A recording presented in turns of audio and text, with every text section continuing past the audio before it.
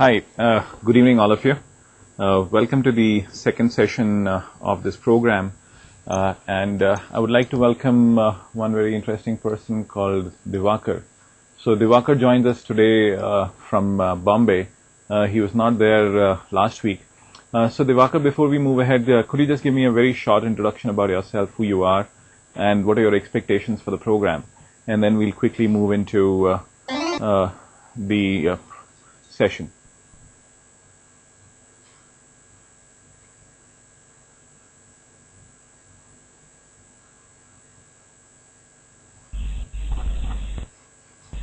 Hello. Hi Divakar. Welcome. Sir, is it audible? Yes, absolutely. Okay. I'm working with SDFC Ergo. It's a general insurance setup. I attended the orientation program, but unfortunately I skipped the first session of the 19th for some communication gap. So I've taken note of the thanks to Rajiv, he has sent across these 4 modules, so the theory of business and 2 case studies along with what is strategy. We'll try to catch up for the last session. Okay, you've not really missed much. We are going to do these 2 cases today. We would actually do 2 cases. One is going to be on Intel, the other one is on Anheuser-Busch, the US brewing industry. I think what you missed on was a base level idea on what strategy is all about. I hope you have the recording for the session and you would be in a position to go through it. Yep. So any other issues we can always talk offline and we'll take it forward. Thanks Divakar. Thanks for joining the program. Today is going to be an interesting day when we start the session with the case, and I hope all of you have actually gone through the case on Anheuser-Busch. If you really look at the first case, I'll handhold you a bit for this discussion, and we would try to see how to go through a case discussion and how to really build up the whole idea. So this is what we'll do in the first session. Then I'll actually come back to a few slides that were left for the last session, and then we'll actually move on to the Intel case. So that is what the plan for the day is all about today. I hope all of you have been able to go through the Anheuser-Busch case. That's the US brewing industry case. In case if one of you has not gone through it, please just inform beforehand, so I'll not really disturb you a lot. So I hope all of you have been able to go through the session, through the case.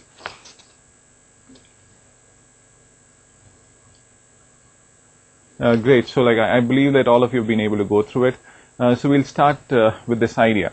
My first question would be to Rajiv from Gurgaon. Rajiv, what do you think is this case all about?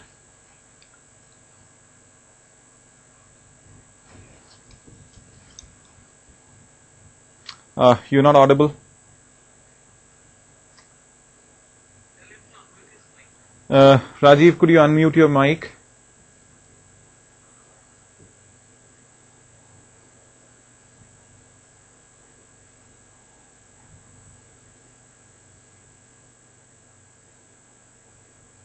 No, you're still not audible. Hello, am I audible now? Yes, Rajiv, perfect. Oops, I just lost it again. Am I audible now? Yes. Okay. Slight malfunction of the mic, I guess. Okay. Well, normally I thought the case itself would end with a question, so that we don't have to guess, what were the dominant, questions, and we could.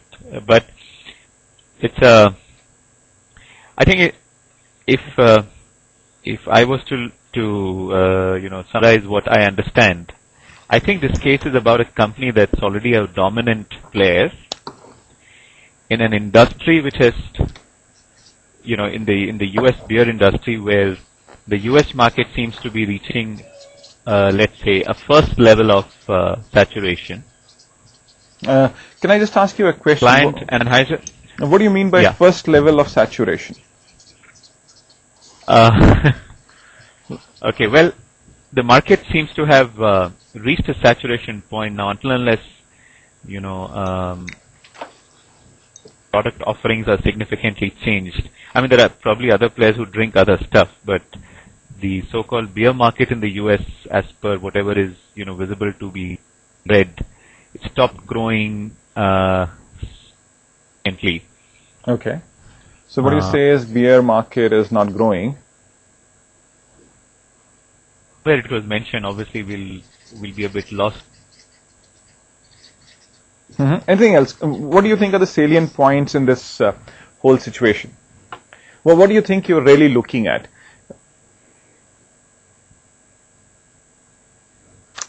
Rajiv, I'm not able to hear you. Strategy, but yeah, I think the case is asking us to now think about what should be Anheuser-Busch strategy now. Should it get some type of inorganic growth by looking at some other players in the US market? Should it go international? That's one of the thoughts that came to my mind as to these are some of the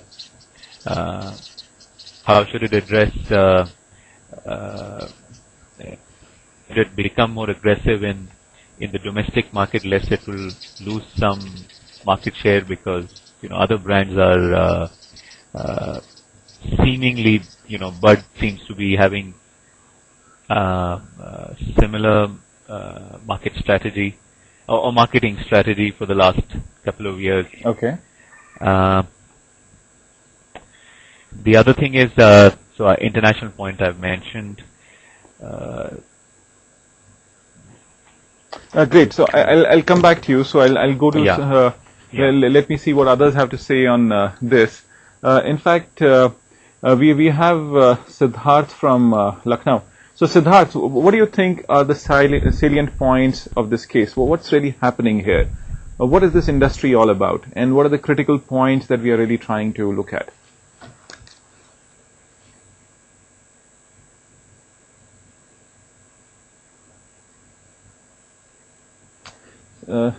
Siddharth, you're not audible?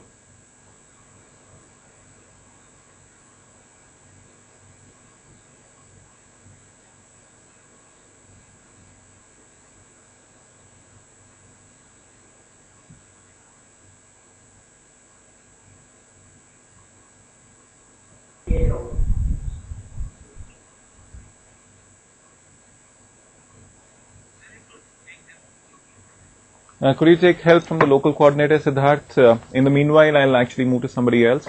I'll get back to you. All right.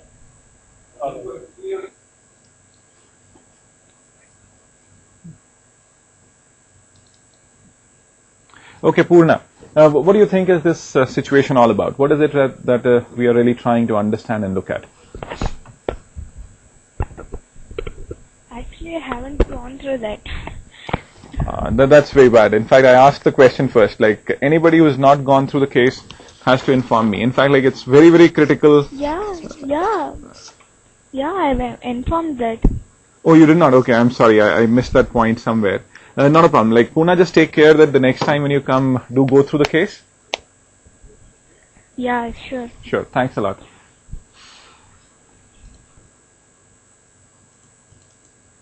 Okay, Visu. What's your idea about this case?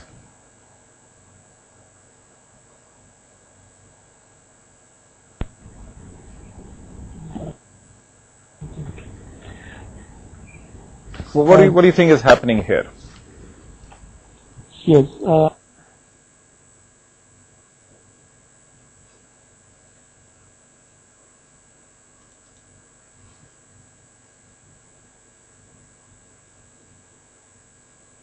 Also, being as a top in that industry, and after introducing the new product, there is a slowdown in their market share also.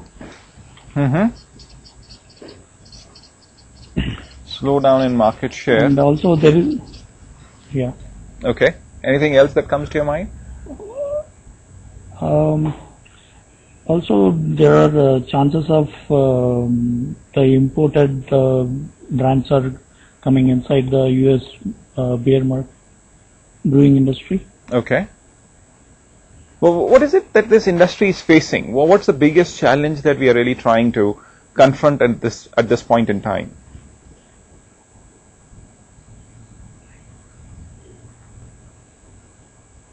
The consumption of beer also in US industry, like it is varying, and maybe the new brand will make some impact to that industry. Okay, now let me ask a question in a little different way from you, Visu. If you really look at this whole industry, there must be something that is happening for in the industry in terms of like what happened, why there were a certain set of companies who did well, why there were a certain set of products that did well, how the industry evolved over a period of time, what are the basic challenges that we face today. I want you to really tell me, like, what's your idea about this industry per se? What happened in this industry? Why a certain player was successful? Why a certain player was not successful? What are the challenges that it confronts today? And what kind of decisions do we have to take? If I say that you have to actually make a presentation on this, you are the CEO of this company called Anheuser-Busch, and you have to actually go out and make a presentation to the board. What do you think you would actually do? How would you actually make that presentation?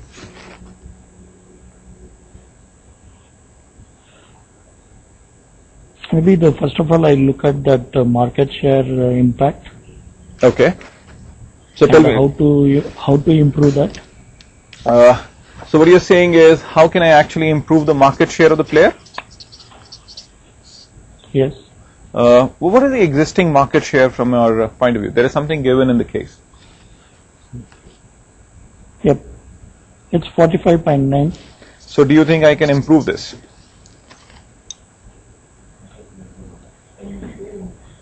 Yep. How? If you look at the leading brands, so the third leading company at schools, so in the top 10 it has only the 2 products. One is that Coors Light, and the 10th position that Coors are there. So maybe there is a inorganic way, like by acquiring that we can take more market share. Okay. Anything else that comes to your mind?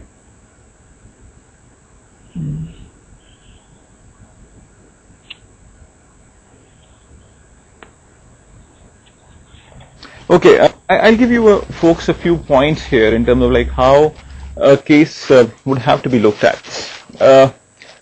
If you really look at the situation is fairly interesting in this industry. The industry seems to have actually stopped growing somewhere. The industry has reached a certain level of maturity. Now the challenge is, like, we have to actually come to a decision wherein we have to say, okay, now what players in the industry should do, something like what Rajiv said. Should we actually go for inorganic growth? Should we actually look at some other sectors that we should look at? Should I actually diversify? What kind of diversification should we look at? Should I go international? Should I actually be aggressive in the domestic market? But then before I actually answer these questions, I think we have to fundamentally understand what was the reason for success of this industry, and why did this industry grow so well over a period of time? Was it cultural? Was it something else?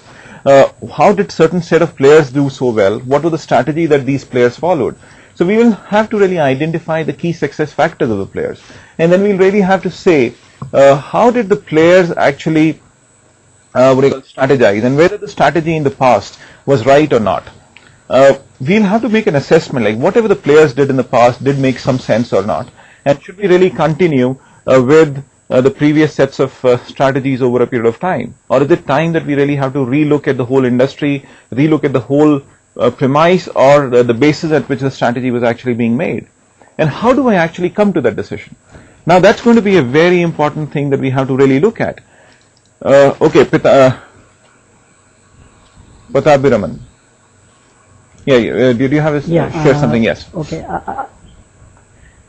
No, I was actually telling what my other colleague had just said, but then to take it off, I think broadly we need to understand basically that there were probably close to around 7 people or 7 competing companies around in this entire exercise. Okay. And the entire exercise of the beer industry, as rightly said by Rajiv, very rightly said, identified, is coming to a kind of saturation. But the challenge with Anheuser-Busch stands whether how would they try to maintain their position of number 1. For it is Okay. very clearly seen that there are certain product innovations which they had done. For example, the Bud Dry and it's the other one more dry. I forget the name, but then both of them are doing pretty well. I think they did a good stance. They took a very good stance in introducing a product, a new product, which could actually probably grow or look at grow the consumption pattern per se. Okay, I okay. don't know that I'm reading between the lines, but then I felt that that the challenge could be to, if it is coming to a saturation in the industry, the challenge per se for the industry would be how would retain its position number 1, and second in terms of increasing the consumption patterns. So probably in a larger extent I would like the consumption pattern to increase, and then look at Anheuser-Busch to continue to compete in the categories which they want. Probably it could check on its premium segment. That's something which I felt I could Okay, very interesting, very interesting. Let's take this forward. Let's look at how this analysis would have to be looked at. Okay, now I would lead you through this. Like, look at page 14 of your case now. If all of you have it handy, I would want that all of you actually look at page 14 of your case. Okay, now if I really want you to actually give me some insight on what this page 14 actually tells me, and you will have to really build one, across with the kind of information that has been given to you in the case as well. So if we just start looking at this case, so Rajiv, what is your point of view? Exhibit 1, what does this section tell me? Number of breweries. What does this graph tell me? If you really look at this number of breweries graph that is actually here, what do you think this graph is typically trying to tell me? And how do you actually look at the information that is being given in the case, and how do you connect the information in the case with the information in the exhibits? Can you hear me? Yes, Rajiv. Clearly, a huge period of consolidation. Sorry, Rajiv. Last 5 years, am I audible now? Yes, absolutely. So as I say in the first graph, a huge period of consolidation first up from 1985. But then we start seeing some people getting into the brewing business. Okay. 800, we've come down to 285. Mm-hmm. And the next graph is actually more interesting because the top 5 firms are pretty much, let's say, 95% of the market. Okay, that's okay. We'll actually go to that one. But before we move on to that one, say number of breweries. What's happening here? What do you think will be the reason for this happening? If you really look at what you said, like the breweries have actually gone down to something like about 100 in the 1980s, and then it suddenly started moving up. What do you think is actually happening at this juncture? What could be the reason for this? So of course, what you say, there is a certain level of consolidation that has actually happened, for sure. Yes. But then what is happening here? I think after reviewing the case, what comes out is in the last couple of years, some new product offerings, etc., have led to. I could be wrong. Product offerings. Are you sure about it? Happening. What is happening? Okay, now that's something. I really want you to get a tab on this something that you're saying. What is actually happening here, and how do you think the industry is changing? Of course, the consolidation happened, and that is a perfect assessment that you have made. But then what after 1980? What happened from 1980 till 1990? That is something very significant for us to really see and understand.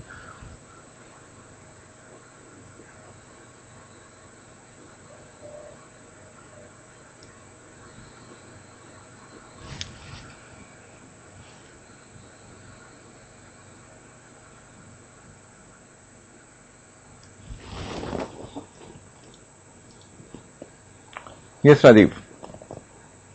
I said it's difficult to find the section of case that will pinpoint to that period. I'm just trying to read the last 2 pages of the. Okay, let me actually ask somebody. Yeah. Let me ask somebody else who's been able to get a hang of it. Okay, Suresh.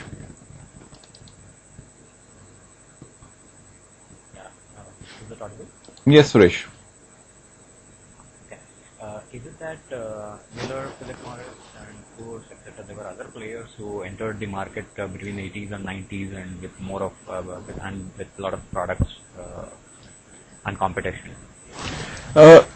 No, not really. There's something else that happened between 1980 and 1990. Connect the two dots. What do you think is happening? Why do you think there is a sudden rise or a surge in the number of players? What was the unique thing that was happening within the industry? It's something which is given very clearly within the case itself. I think, is it related to the imports? No, it's not about the number of players. Imports is not about the number of players. Number of players is about something else. Number of players means that there are some small set of players who are actually coming up and who are trying to start with their own set of businesses.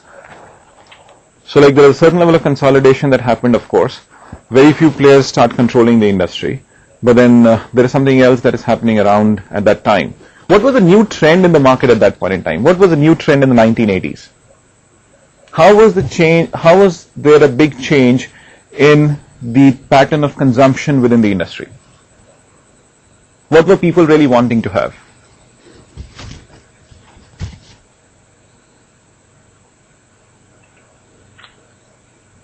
What about, okay, now I'll actually give you a hint here. What about small breweries? What were they called? Okay, yeah. So what is happening? Why are the number of players increasing? Because there are certain level of microbreweries which are actually coming into the market.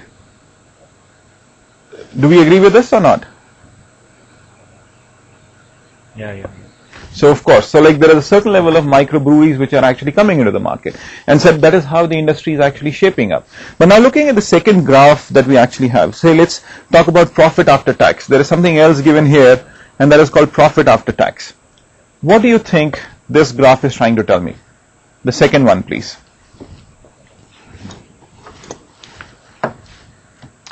Suresh, I'm with you. Yeah, there were some exemptions in terms of tax, up to if they were producing up to 2 million barrels or something like that. So up to certain extent of production, there was a tax exemption given. And no, not really. That is how. Okay, now if I just give you this graph, if I ask, you don't have to see anything else, what do you think this graph tells you? There is something given about all manufacturing. There's something given to you about brewing industry. What do you think you actually can pull out of this? What is the analysis that you can actually get out of this? The raw materials for brewing industry was much less compared to any other. Okay, brewing industry is part of what industry? Manufacturing industry? Yes? Yeah. Okay. So what about profitability of the manufacturing industry vis-a-vis the profitability of the brewing industry? What does it tell me? Yeah, the input versus output, the cost for purchasing of raw materials to the cost, to the revenue generated after sales. That gap was. So what you can say is, got in a lot of. Probably building up from here itself, manufacturing industry overall is actually giving you higher profitability. But when you really talk about brewing industry, it's not about higher profitability. The margins are low. It's a low margin business. Low margin. Yeah. Yes, and if I'm actually talking about a low margin business, how do you think I'm actually going to be successful? What's the key success factor in a low margin business? Because when you talk about low margin business, it actually tells me that the industry is unattractive. It does not really make sense for a lot of people to actually get within the industry. But when I actually see at this graph that the returns could be as low as 1%. If you really look at returns in 1980, they were as low as 1%. And somewhere in the 1990s, they're still lower than 3%. So that means the margins are very low, the industry is unattractive. But if you want to do well in this industry, what do you think your strategy should be? What are low margin businesses driven by? What is the key thing that these companies have to do? Volumes. Exactly. So that means this suddenly becomes a volume driven industry. Volume based. Exactly. So, and when you want to actually be a volume driven player, what do you think you have to do? market expansion and a lot of market campaigns. Okay, that is about from the customer's point of view, right? That's a market thing. What about within the company itself? What do you think would be the key success factor?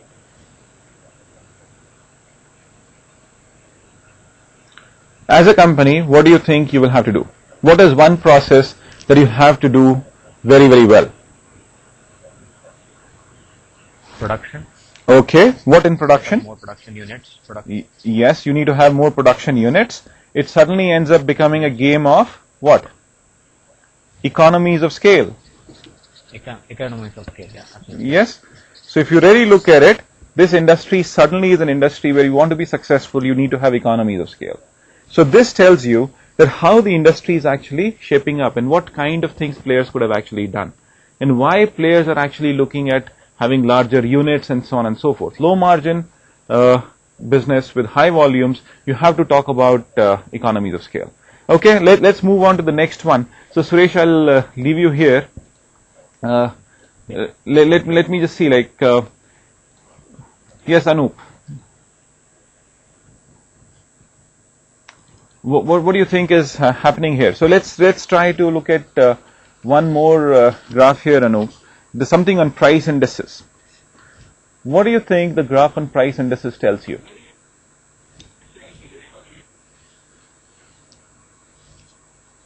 Look, it tells me that the pricing is than the pricing in the retail. Pricing of the brewers is substantially lower than the pricing in the.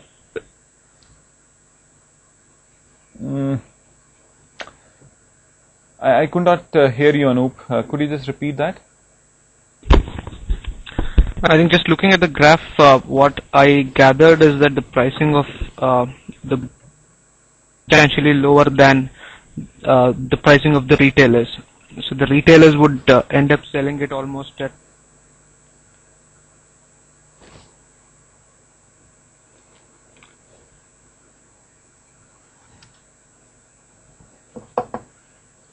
Retailers would start selling it at what?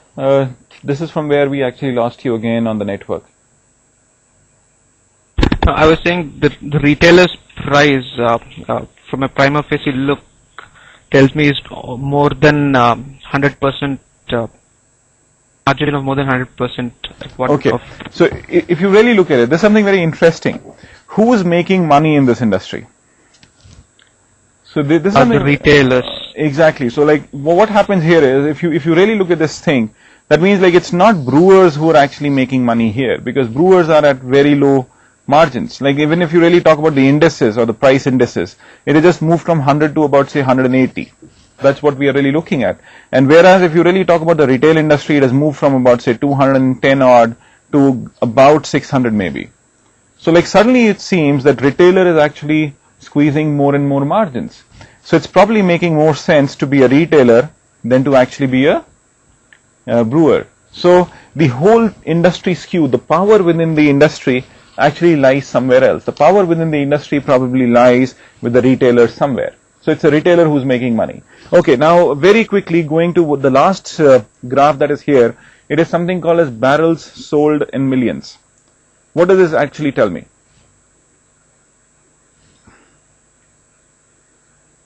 Very simple analysis, like what do you think is happening here? One, the growth's been consistent. The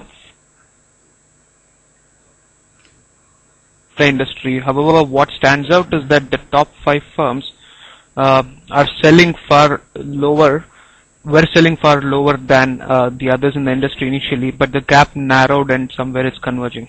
Exactly. It's just about the top 5 players who are controlling the industry now. So in fact, there's something very interesting here. If you just look at one more exhibit, in fact that would be exhibit 3.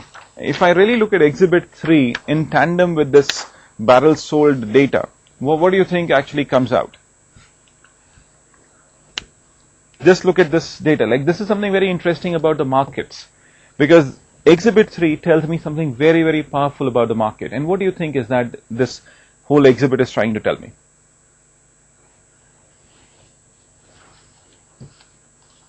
Yes, Anup, what is your assessment? if I really look at this exhibit, what do you think you can actually understand?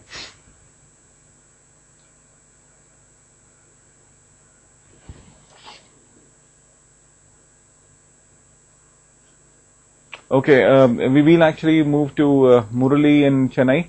Murali, what do you think is happening here? So the observations I have is the others, who were probably the dominant players in the 60s, at about 70% odd share. Now they keep declining as the top 5 companies started growing. And Heinz Bosch, probably took the chunk of it, but they maintained the market leadership, and they probably grew at a much faster pace than the rest of them. Okay, so that's one, like how the smaller players started losing market share, how the biggest players started consolidating and started controlling the market. In fact, like there's something very interesting I call the rule of 3. In fact, rule of 3 says that the top 3 players would effectively control 80% of the market share of the business.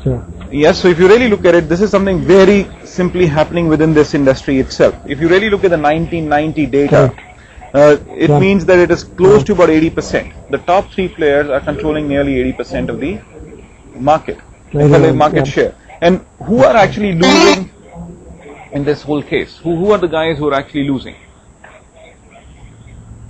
The guys losing, obviously the microbreweries, and the other 3 in the top, the other 2 in the top 5. Absolutely. The Straw and Heilsman. Of course, yes. That's where it is. So Heilmann, Straw, or Schiltz is where people are actually losing. In fact, I think they're almost non-existent. In fact, like Schiltz and Pabst or whatever, like the name is, like this is where these 2 companies have actually closed down. Very interestingly, moving to this, like there's one more data point which is very important, and that's about the barrelage. What about the barrelage, please? What does this tells me? See, the barrelage shows that there is increase in consumption. See, 60s to 90s, the CAGR is at about 2.5%. Okay. Which is probably come down to 0.6% in 80s to 90s. Exactly.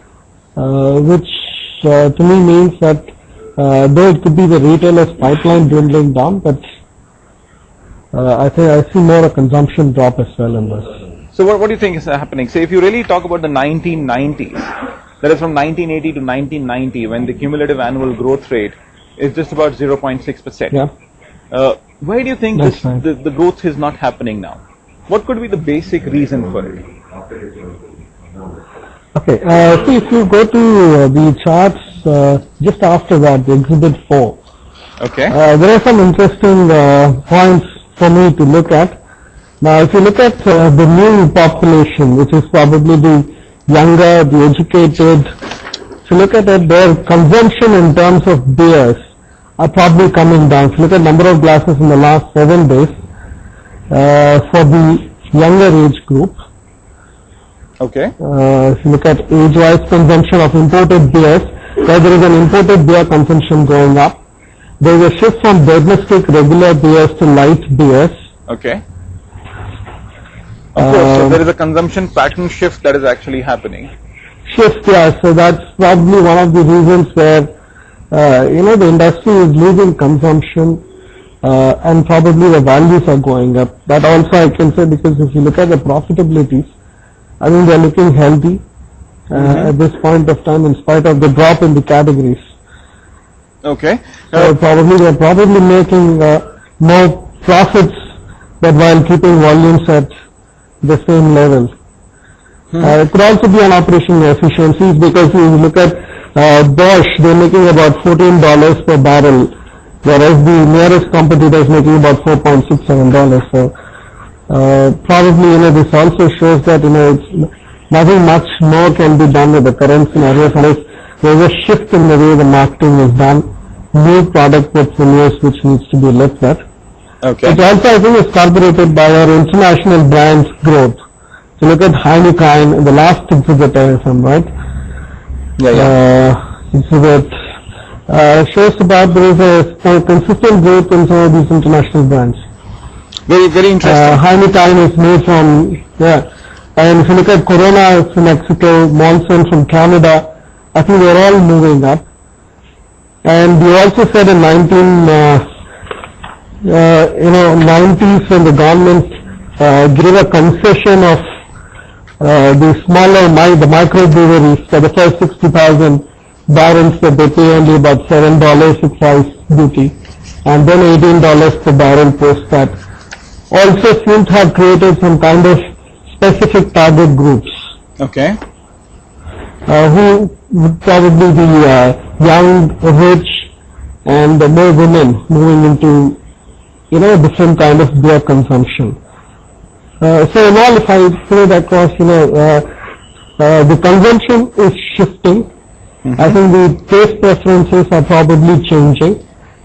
The markets probably, are being looked by foreign players into America as an option. And typically the growth of light beers and probably high value beers are coming into play. So the industry needs to look at something completely different to shore up growth rates. Okay. I must ask you a question here. In fact, Murali, if you what you're saying is absolutely perfect. I absolutely agree with you.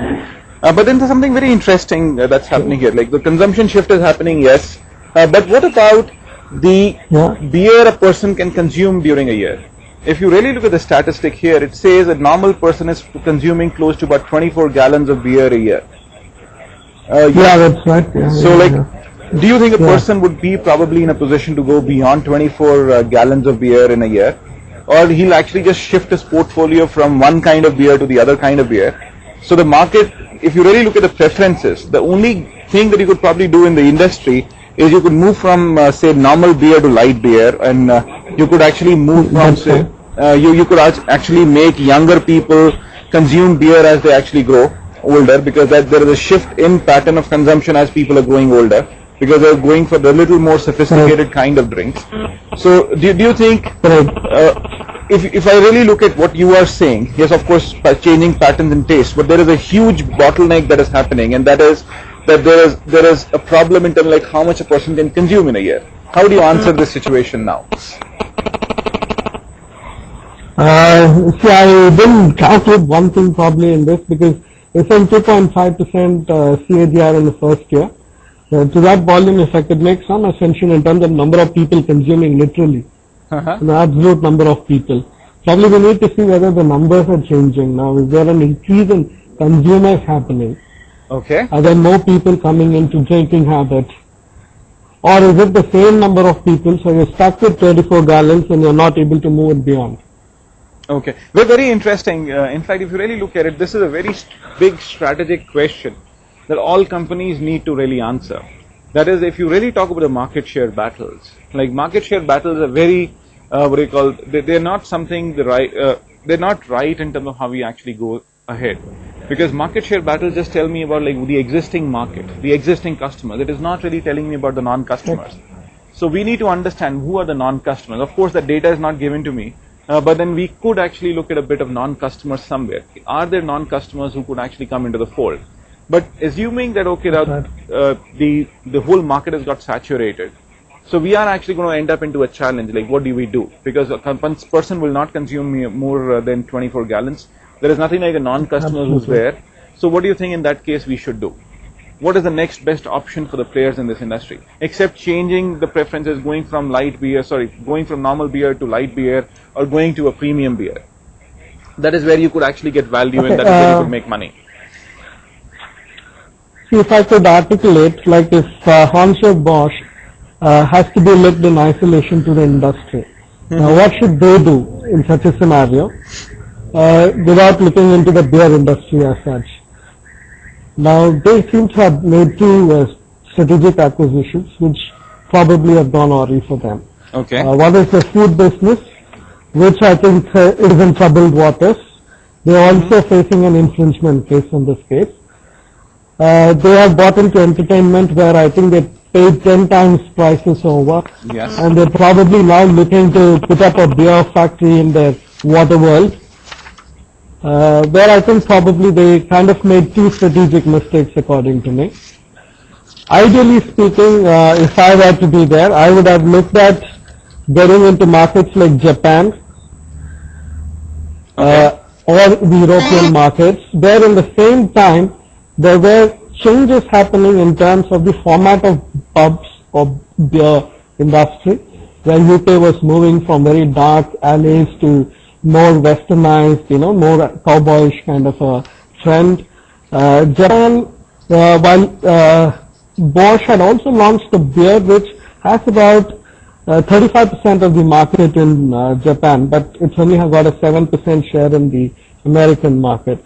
So when you have products like that, one would obviously expect you to, kind of look at greener pastures to move your business, rather than sinking in a lot of money in food and entertainment business, which probably is not your core. The other strategic thing which they missed out probably is, which is also in the first bit of the case, where they talk about they hesitated or procrastinated the launch of dry beer when millers have already hit the market. The fear of cannibalization of bud. So that's another mistake which probably they have done, which all happened around the same time. So I think they should look at doing an internal cannibalization to stay afloat and maintain a 50+ market share as per the goal of the organization.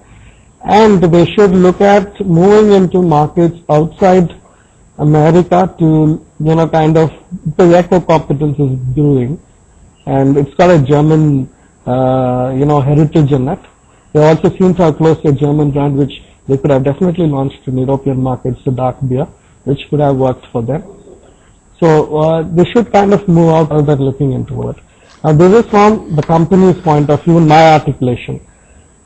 If you look at from the industry's point of view, now what these guys can do in the industry in America to stave the growth from 2.5% to 6% decline in terms of growth rates over the last 4 decades, they could probably look at, they exploring the two kind of grains. Now rice and corn are the two taste flavors that they're looking at. Now are there options, because they all seem to have R&D facilities to kind of look into it. So can you look at other tastes which could kind of move in, wherein you have variety to bring in. Now there's a 4 to 7% is the alcohol mix, but I didn't see anywhere there's a government regulation that it cannot be beyond or less than this. So is there an opportunity to relook at the alcohol presence in the product formulation? All products were revolving around one price point, which is $4.5 for a pack of 6. So is there an option to relook at that? Maybe you drop, because you're operating at 20% operating profit.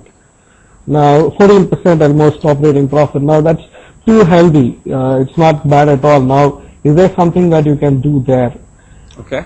Is there anything we can do on the pricing structure, because the retailer is going fat? Yeah. And you are remaining flat over the decades. So is there something that you could do in terms of the price structures within the trade, so that you get a little more profits to invest in brands? Formats of the beer consumption. Now traditionally we looked at in the outlet consumption through bars and stuff like that, and carry home packs. Whereas the microbreweries are coming up with concepts, and they're probably attracting the wealthy and young people. Now, can this be multiplied? Can you look at more such experience-based pub activities to increase consumption, rather than doing the traditional format of retailing? So these are some of the options which I would look at. In fact, fairly interesting sets of options that you're really looking at. I would rather say, I would agree with quite a lot of them, but the last one that you actually said on microbrewery option, there could be a challenge on the microbrewery option. The microbrewery option, the challenge would be that it requires a different skill set to be successful in the microbrewery business. Because the kind of industry that Anheuser-Busch is there in, it is talking about being a player which is talking about economies of scale and so on and so forth. Microbrewery is a very different experience.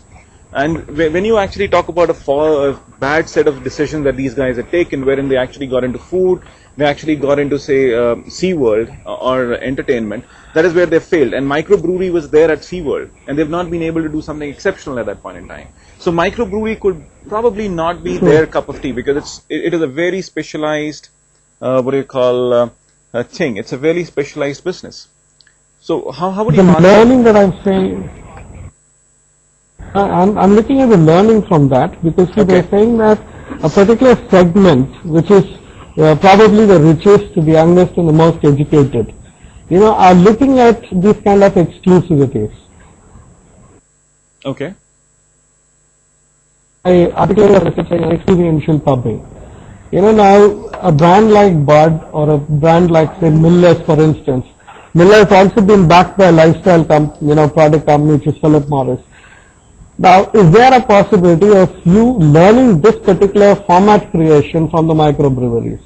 You don't have to start microbreweries, but they seem to have gotten some concept. Is there a possibility of taking that learning out and you creating those concepts? Okay, so that's very powerful. That's probably what I looked at in that part. Okay, but sounds interesting. But one more question here. If you really look at the internationalization of business, as you've suggested, we could look at Germany, we could look at Japan and other sets of countries. But there could be an issue here. Like one, we do not have the data for that diversification. This company is very, very cash rich. There is no doubt about it. Like they're sitting on droves of cash. Since they're sitting in droves of cash, they have to find an appropriate way to spend that money. They have to actually look at certain other sets of diversification. It is not necessary that international could be the only answer with the kind of money that they have. They could probably look at some unrelated diversification efforts itself. But now their unrelated diversification efforts have failed. How would you really look at the situation? Why not go in for unrelated diversifications? Like what could be wrong with food? What could be wrong with SeaWorld? Or did they actually go into the place at the right moment or not?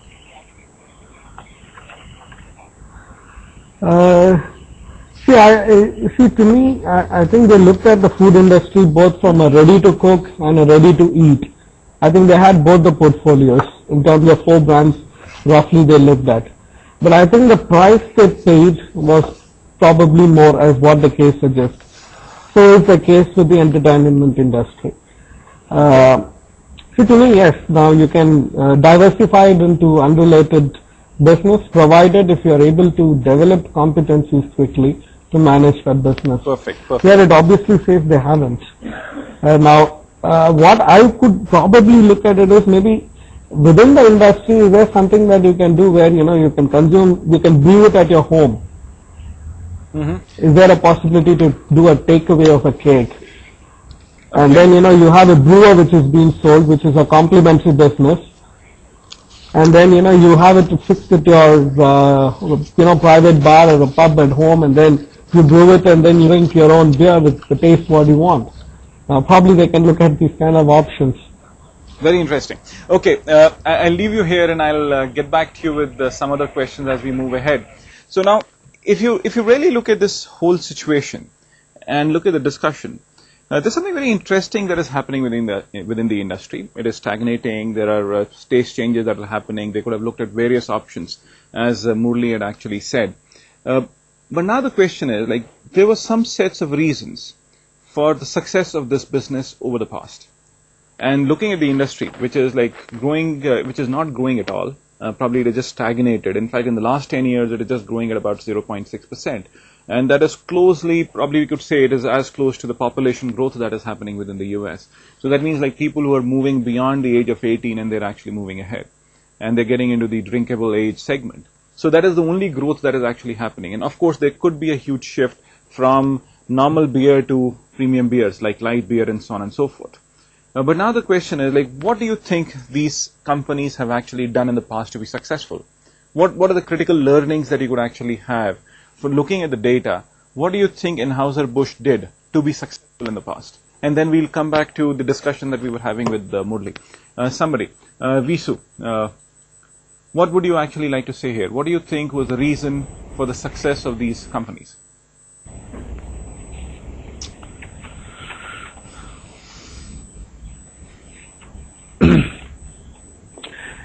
Actually, this Anheuser-Busch, they came up with that 6-packs and 12-packs products. So through that, they were able to reach their target market. If I ask you, like, say, when you talk about Anheuser-Busch, there must be multiple sets of reasons for success of Anheuser-Busch. What are those multiple sets of reasons? What do you think they did? What were the 3 or 4 reasons for success of Anheuser-Busch? At least they've been successful in the past. There is no doubt about it.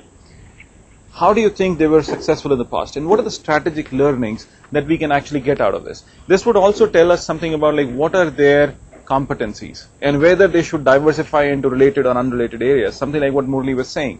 They probably got into the wrong sets of areas. How do we decide whether they got into the wrong sets of areas or not? What were their competencies? Do you think those competencies are required in other sets of businesses? Because the competencies required for the brewing industry are hugely different from what is going to be required in entertainment industry or food industry. The only thing similar could be, say, the retail channel. But then the other things are really going to be hugely different. So what do you think is happening here? What do you think could be the reason for success of Anheuser-Busch? 3 or 4 things. They concentrated more in their core competency area where that brewing industry, so that's why they were very successful. Something else? Rather than putting effort in other food and seaworld area. Okay. Okay, I'll get back to you, Visu. Like, we have somebody who's actually wanting to share something with us. Yes, Amit. Yes, Dr. Kapoor. What I believe is the best part out of all the competitors in the market, like we say Miller or Stroud or Coopers, whichever industry is involved, if we compare their sales, their revenue right from the beginning, let's say if they have sold more than 3 or 4 barrels in 1960s and in 1990s they are able to sell like 87 or somewhere around that. Their net revenues have grown up. So what I believe is their uniqueness in the product. If the Budweiser, that is the quality product they have launched, and that has been appreciated in the market. So this is a unique product which has been appreciated. This is the first thing. Second thing, they spend a lot in the marketing. They do a very strong marketing of their product. They invest a lot of amount. Let's say in millions of dollars, hundreds of millions of dollars, and the marketing strategy is very different from other competitors they have in the market. And third thing I would like to share is they have targeted some unique age group. Let's say if they have offered some options in terms of light or light quality kind of beer, not premium version. And the fourth point is they have also penetrated other markets. Other markets. If we tell specifically about exporting, they've targeted United Kingdom, Czechoslovakia, and Japan. So these 4 points I wanted to share. But then if I really look at all these points, something like what you said, one was unique product, the other is marketing, and third is positioning. It is leading to one single thing, and what is that? Better revenues. Probably they created something called a brand. Yes, so they invested a lot on the brand. Yes, so that is one thing that they did. Great. Yes. So branding was their core thing. They invested a lot of things on marketing. They invested a lot of things on advertising. They actually understood like how the product has to be made unique. They actually got into the Budweiser thing and whatever you're saying. And of course they started looking at the way the market is changing. So yes, they were ahead of the competition as well to really come up with some unique sets of products. Yes. So that is there. But something else that they also did beyond this. Because if you really look at it, business is not about one single thing. It is about a hub and a spoke system. They must have done something beyond this to be successful. What do you think would have been that something else? What were those 2 or 3 things that they actually did? Because if you really look at it, one question that actually emerged when we were discussing in the beginning, and it was that we need economies of scale. Yes? If I'm talking about economies of scale and so on and so forth, how do you think they built it up? Probably if it might be different from the flow, but they have targeted like acquiring some Campbell Taggart that's into food specifically, because they have put their hands into foods and entertainment as well. So this might be the other reason of revenue generation. I'm not sure if they have done something in acquiring in beer industry. If they would have done that, then might be their revenue have been like tremendous. No, beyond this. What about real steps that they must have taken in business? Say if they wanted to be successful in the beer industry, they must have taken 2 or 3 things. One was branding. Yes, they must have done 2 or 3 more things to be successful, because any business is not about marketing, not only about marketing. There is something else that goes beyond it. What is that something else that they did, and what were those unique sets of things that they did? All right. Might be they have hired the best guys on board. No, like again something which is given in the case. Okay, Rajiv, I'll leave you here. I'll actually get back to you on this. Some interesting sets of questions. We have Siddharth from Lucknow who would like to share something with us. Yes, Siddharth.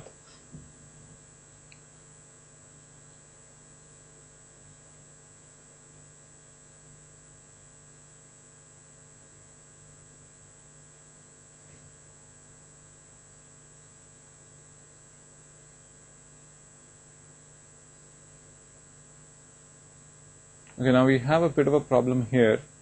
We're just getting it right.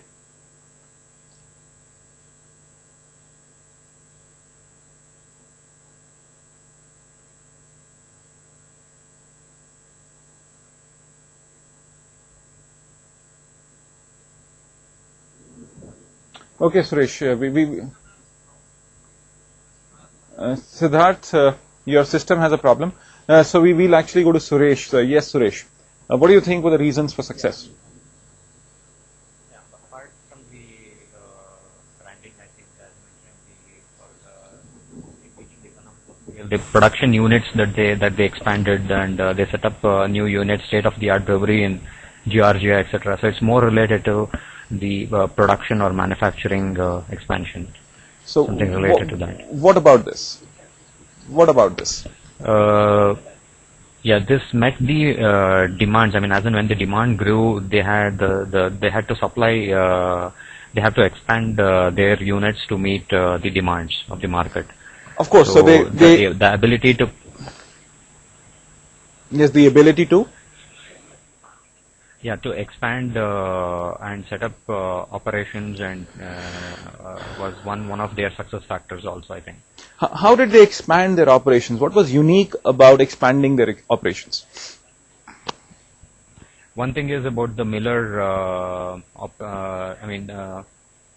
Philip Miller Morris parent company were also first and the second largest purchaser. So, one thing was in terms of the inorganic growth. No, not really. What about production and manufacturing? There's something very unique that they did about production and manufacturing.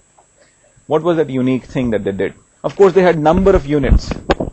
But how did they really set up their number of units across the country?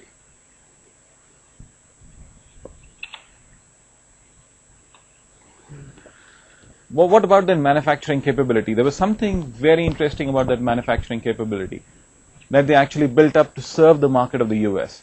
Okay, now I must actually make this easier for you.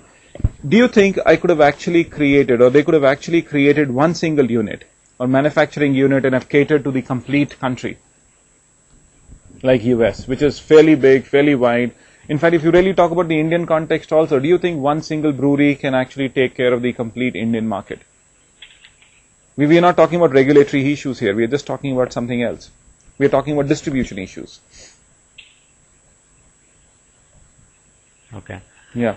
I mean, other thing is in terms of distribution and retail channels. No. What about manufacturing? They had something. Okay, I'll just tell you the answer here. They did something which was called as distributed manufacturing capability. They had something like how many units? About 8 different units, or units at 8 different locations, which was actually distributing probably in the US, whatever way it is. They were actually having units at different sets of locations, and this was distributing a certain region.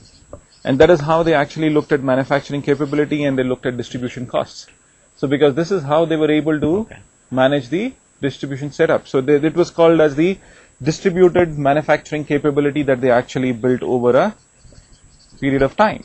So that was one of them. Any other thing that they actually did to be successful, which is related to this? Because once they did this distribution capability, it would have actually led to something else called what?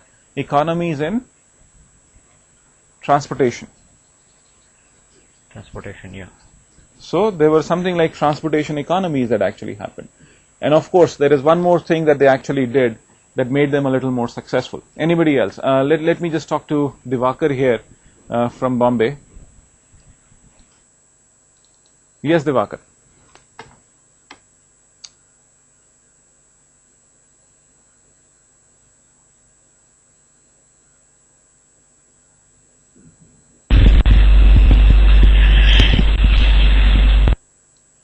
Hello.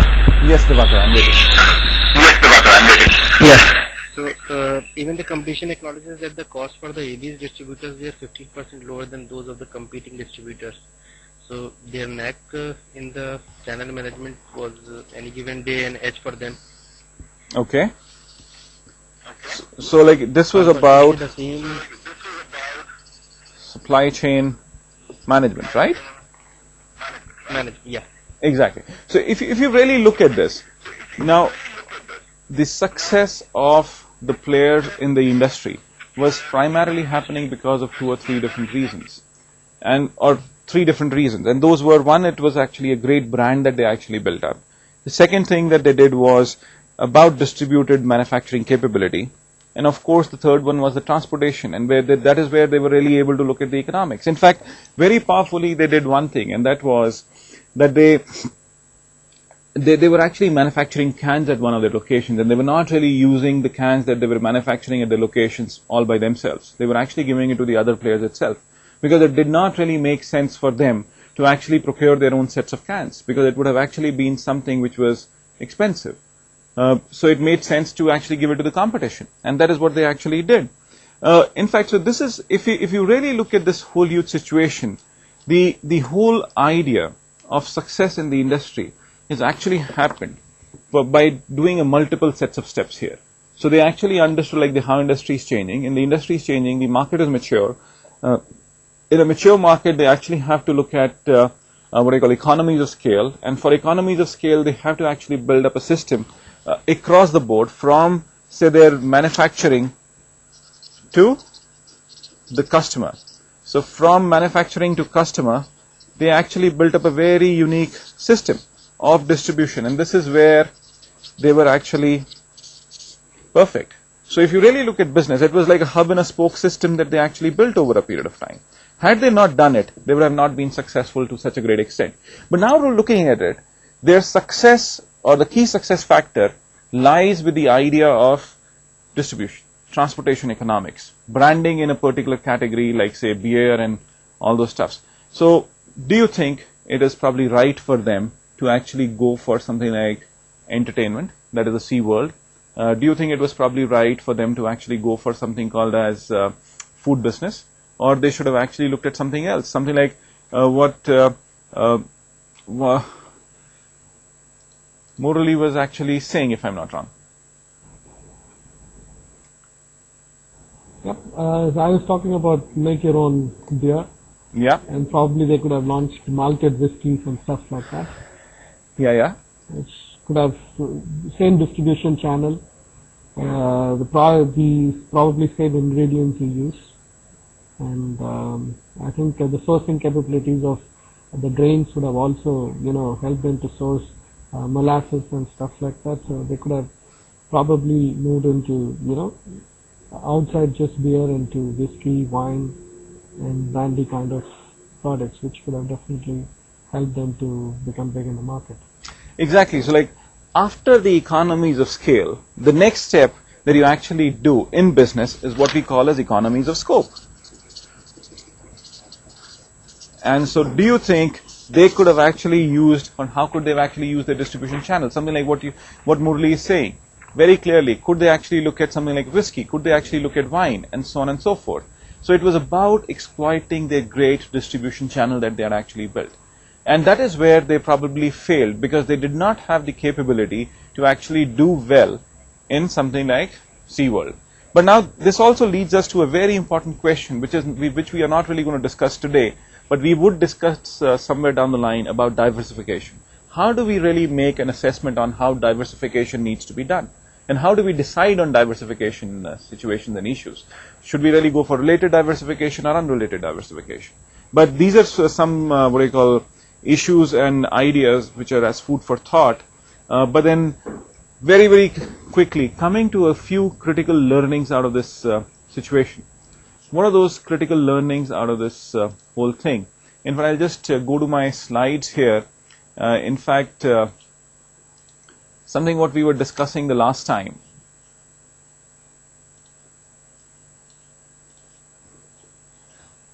What about sound strategy?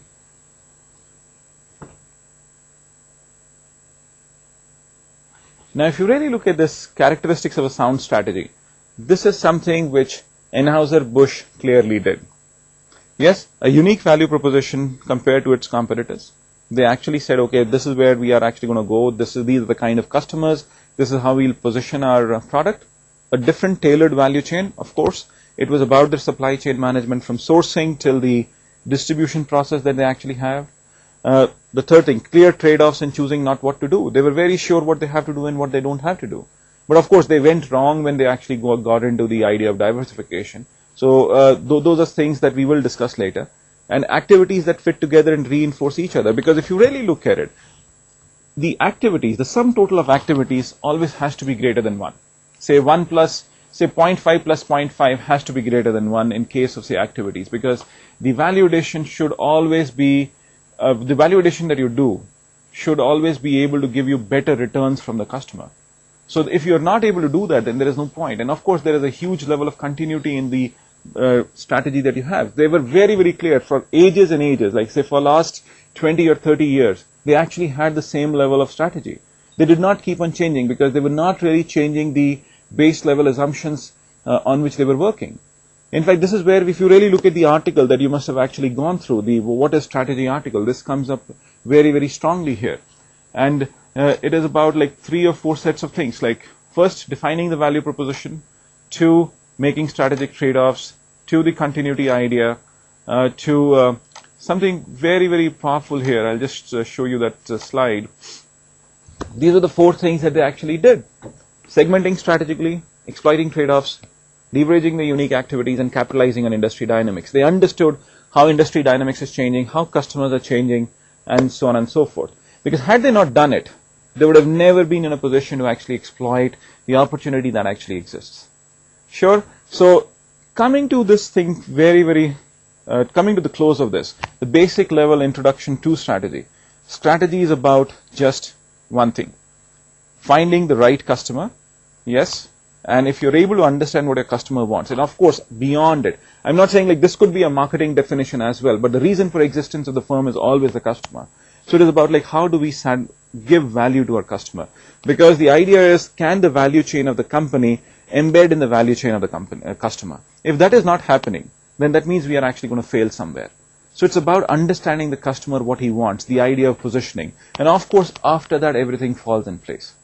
Because you are really trying to build everything within the organization after you've actually understood what the customer is really looking for. Sure. So before we actually close, I would really want you to, if you have any questions on this, any questions and any ideas that you would really like to share on this. Anybody?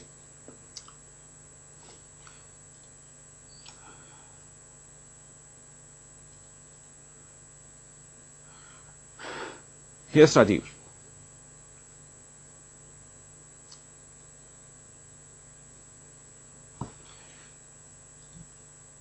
Rajiv, as usual, you're not audible. Okay. Am Yes. I audible now? Yes, you are. Okay. What I'm saying is, wanted to argue the fact that the decision of getting into food Okay. seems to be right from the strength of the company that it can create a brand, it can it has an excellent channel or a supply chain, it has done some success in that, and has also proven success in, manufacturing or keeping costs very low. Right, it's probably just been 7 or 8 years. I don't know what really happened to this company later. If you can throw some light on that. Okay. The C was clearly wrong, and we'll understand it better in diversification discussions. Okay. This is an interesting point. I'll throw this question to somebody for somebody to answer, like whether food was right or not, and then I'll actually give my comments on this. In fact, like I'll go to Divakar from here. Yes, Divakar. Diversification to the food, I trust, was a reasonable step compared to their venture into the entertainment. The results were there. Okay. They have made profits apart from the top line which was created. I wanted to add something more to this. These guys had success in the distribution as a setup. Even as per the laws, the limitation for a brewery was up to the retail point, not to the distribution. So instead of investing into likes of entertainment or anything else, why didn't these guys move into buying out to few distribution channels where the meat is lying? A 95% markup is there as far as distribution is concerned. Okay. Even regulator says that. Again, like when you talk about distribution, like that's a very interesting point and argument. But then if you really look at it, like beyond the distribution, there's something like the kind of money that the retailer makes. Retailing is a hugely different business there, because retailing is hugely consolidated, very big set of players. The largest company in the United States is actually a retailer today, Walmart for that matter. So like. If you really look at Walmart, do you think they could have actually created another Walmart? Did they have the competencies to do it? But yes, otherwise, like if you really talk about creating a distribution channel or whatever, and then not the retailing part of it, that could have made some sense to really create that or get some kind of money. But the question was, it was a trade-off issue. Do they really want to do it? Because it could have actually given rise to some very important or interesting issues, and that could be channel conflict. Because the channel conflict would be that, okay, if you get into distribution, then there are going to be some other players in the market who would say, okay, now we are not really going to distribute a product. So there could be a consolidated distributor, and then you could start distributing in one region, and these guys would say, okay, we are not going to do it at other locations. So these could be very interesting sets of issues that could rise. Of course, we do not have the data to really look at this, but prima facie, like your argument is interesting, but we can't really fundamentally say whether it's right or wrong. Yes, so with limited information that we have on the case, this is all we could actually say. Great, Amit. In fact, let me see what Siddharth from Gurgaon has to say. Yes, Siddharth. Right now, I am working in Maruti Suzuki. Basic ingredients which the manufacturing industry needs to. Siddharth, I lost you, Siddharth. Like a new division. Not audible. Now it's okay. Okay, sir. So how and when the new portfolio has been created in a company or in an organization? Suppose sometimes there are already 12 or 13 manufacturers of automobile exist, and somebody new has to enter into it. When it has to enter, for what purpose, where the market exists or not. If the market exists, so who are the major players which are already being to scale it out further, and the new entrant which enter into it, how it will impact in the market.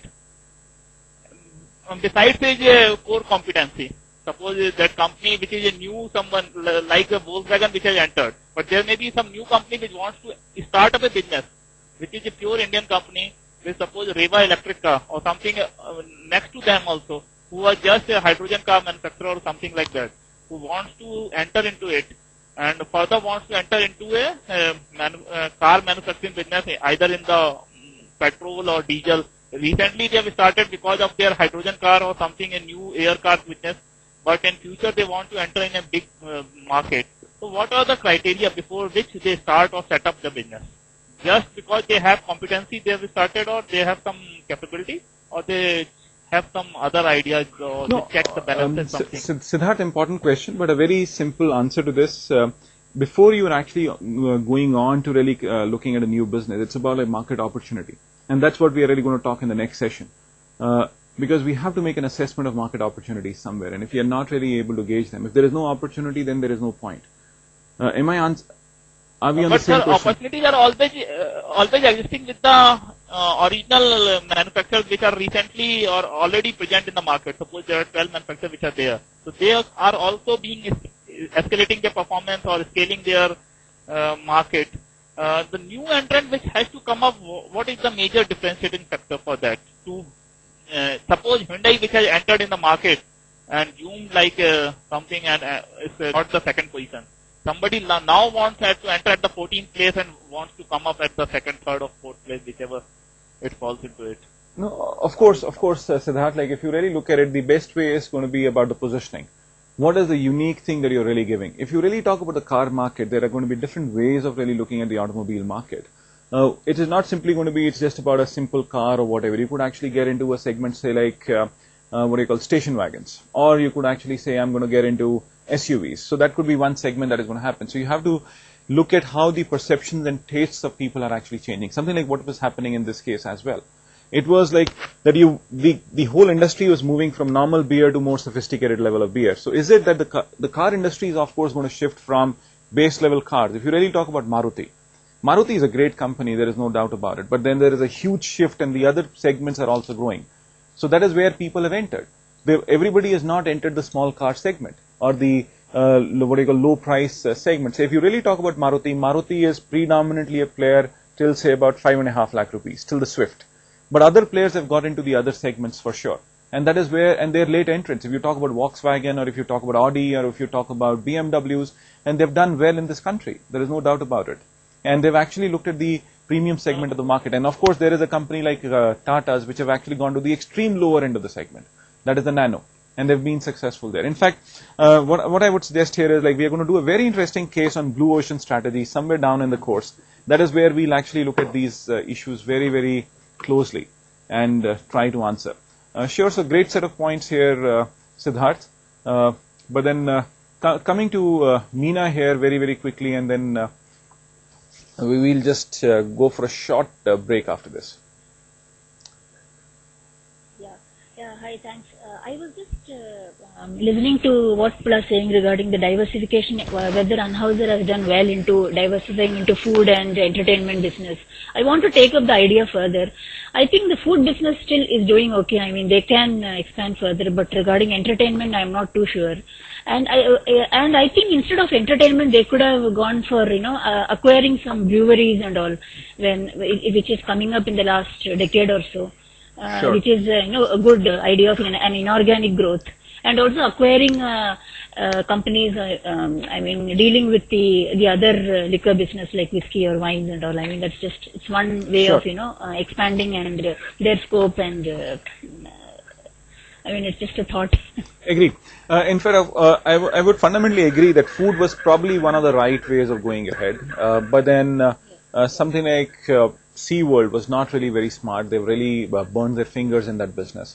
But I think they were compelled with one situation for which we really are not in a position to really answer. But then the situation was that they had droves of cash with them. And if you have droves of cash with you, what do you think you have to do in the future? So do you actually look at, say, opportunities which are unrelated, related, and so on and so forth? So that is one part of the discussion that we have not really looked at. But then I think what you're fundamentally saying is right. But then I would rather say like simply negating the fact that they did wrong because they were not successful probably is not going to be a right way of saying it. So we need more data to really say that it was right or wrong, because we are not really having that data. I'll try to cull out the data for a small discussion in the next session. But then we would actually take it forward. I think it's a very important point that you're raising, Meena. But then thanks a lot. We have to just close it here. But then was something very interesting. I would leave you with a few set of questions. The few set of questions for the next session. If you really look at something like the case on Intel, I would want that one of you should speak on Intel, or at least two or three of you should speak on Intel for 10 minutes. And the idea is like, how do you think, or why do you think Intel was successful? Because and in fact, if you really look at Intel, there are different pastures in the Intel case, and one of them is that they did not do well in the DRAM industry. They did exceptionally well in the microprocessor industry, and they grew over a period of time after that, and they've been one of the most profitable companies in the world today. So what is happening here? Why do you think they're not successful in the DRAM business, and why do you think they've been exceptionally successful in the microprocessor business? So I want you to think through this. We'll come back in about 15 minutes, and then we'll actually go to these questions and answers. And of course, try to relate it to one of those interesting pieces or articles that I've given to you, and that is on theory of business. So if you could just bring these two thoughts together and see how things have really shaped up, how things have really moved, and give a few answers. So questions: why do you think Intel was not successful in the DRAM business, and why do you think Intel was successful or extremely successful in the microprocessor business, and what was the key differentiating factor, or what do you think was the differences in these two industry setups, and what was the difference in strategy for Intel? Sure. So these are a few questions that I leave you with. So we'll come back at about 8:15. It's 8 o'clock right now. So 8:15 we'll start, and good luck for the next session. Thanks.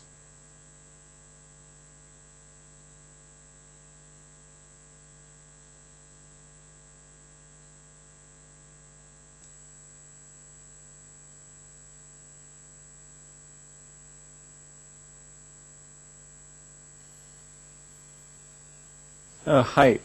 So now we'll start with the second session for the day. Very quickly, a few set of announcements actually. First, I did receive some of the projects. In fact, I think I've received 11 in all. So I would request rest of the 3 who have not really given their project ideas to send it across to me. Second, I'm sorry for not responding. My server went down, and I was just not able to check my mails for the last 5 or 6 days. So my server just went up on Saturday. So I've just got hundreds of mails. So I'm just sifting through them, but then I have had a check on your submissions. So what we'll do is next week I'll actually send you some details for a con call. So we'll spend about 10-15 minutes each discussing your project and then getting it right and so on and so forth.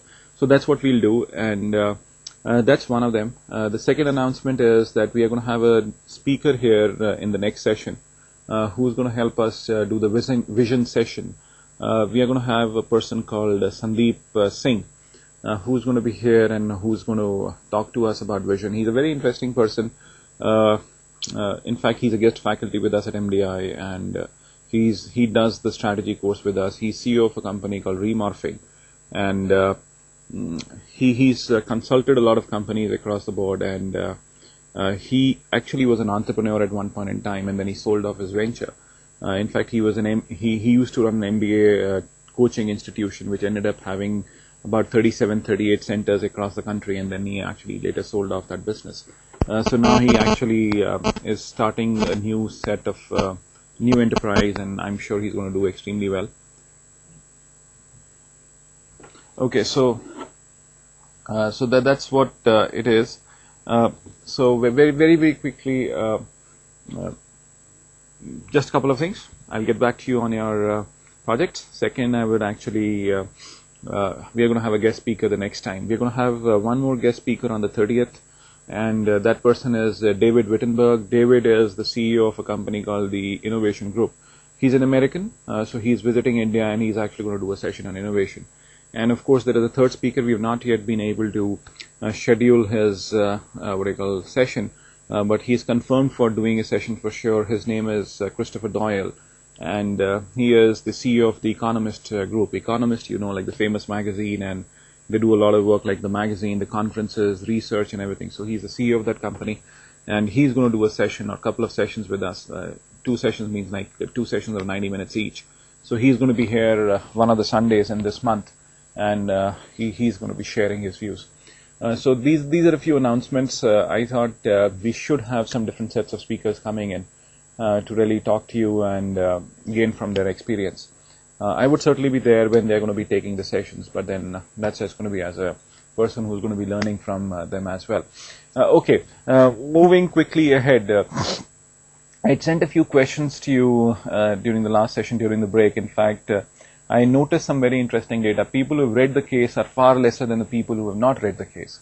So just a request to all of you. I think it's going to be very important for all of us to read the case. I think there are close to about 10 people or 11 people who have not, 9 people or 10 people who have not read the case. So I would request all of you to actually go through the case and come for the session.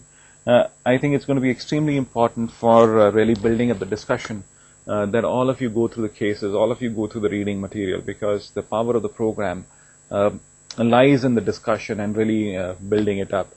Because once we start getting into the momentum of doing the cases, then you'll see how exciting it gets. The first case that we did today on Anheuser-Busch was more of a discussion case and more of really looking at how to actually get the data in, how to assimilate the data, how to really connect the dots together. As we actually keep on moving ahead with the cases, they're going to get more and more intense. They're going to get more and more decision oriented. So I would request that all of you actually read the material and come for the sessions. So this is just one request that I have from all of you. But moving ahead with the session, I'll start with the idea of performance. So what we'll do is, for the Intel case, I think it's a very, very important case in our program. It's going to set some fundamental pillars for our course. So what I'll do is, I'll not really go through the discussion right now because a lot of you have not really read the case. So what we'll do is, we'll do it in the next session. But then today I would really do something on performance, and this should be a very interesting discussion. Okay, if you really talk about performance, how do you gauge performance?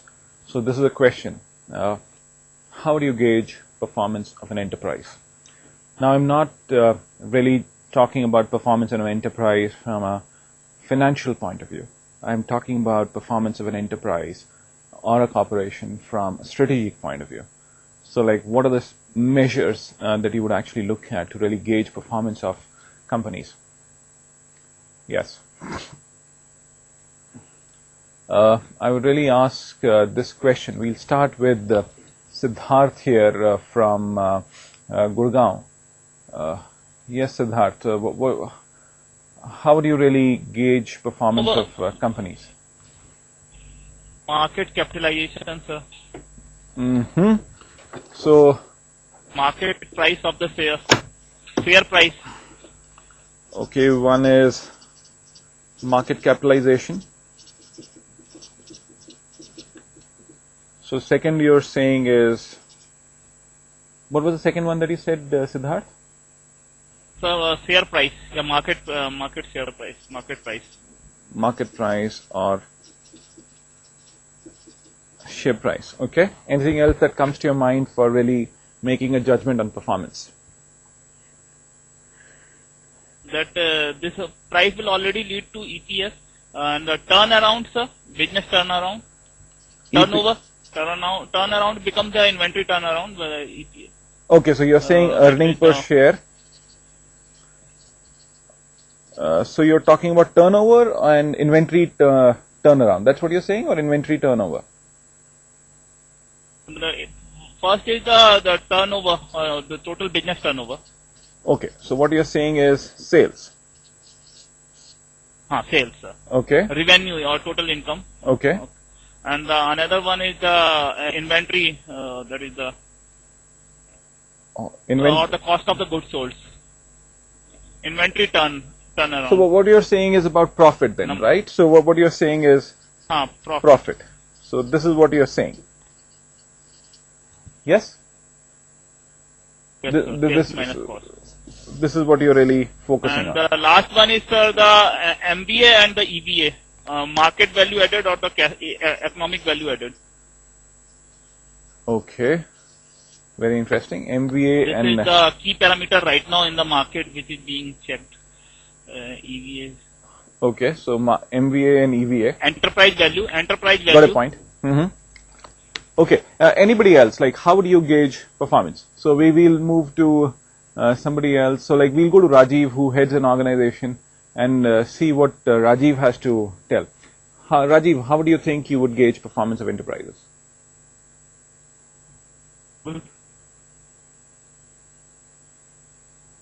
Am I audible? Thankfully, yes. Okay. I think obviously, financial metrics definitely, but what I wanted to say about performance is a relative term. Okay. I could have, just to illustrate my point, I could have a great market cap and so could the others. Then my performance should not be judged superior than the others. So I think two concepts related to performance are, one is a slight superiority over the others. Okay. So if case of, for example, in the beer company case, everybody else was on an operating margin of 5%, but Anheuser-Busch was on an operating margin of 14%. So it was definitely superior. Okay.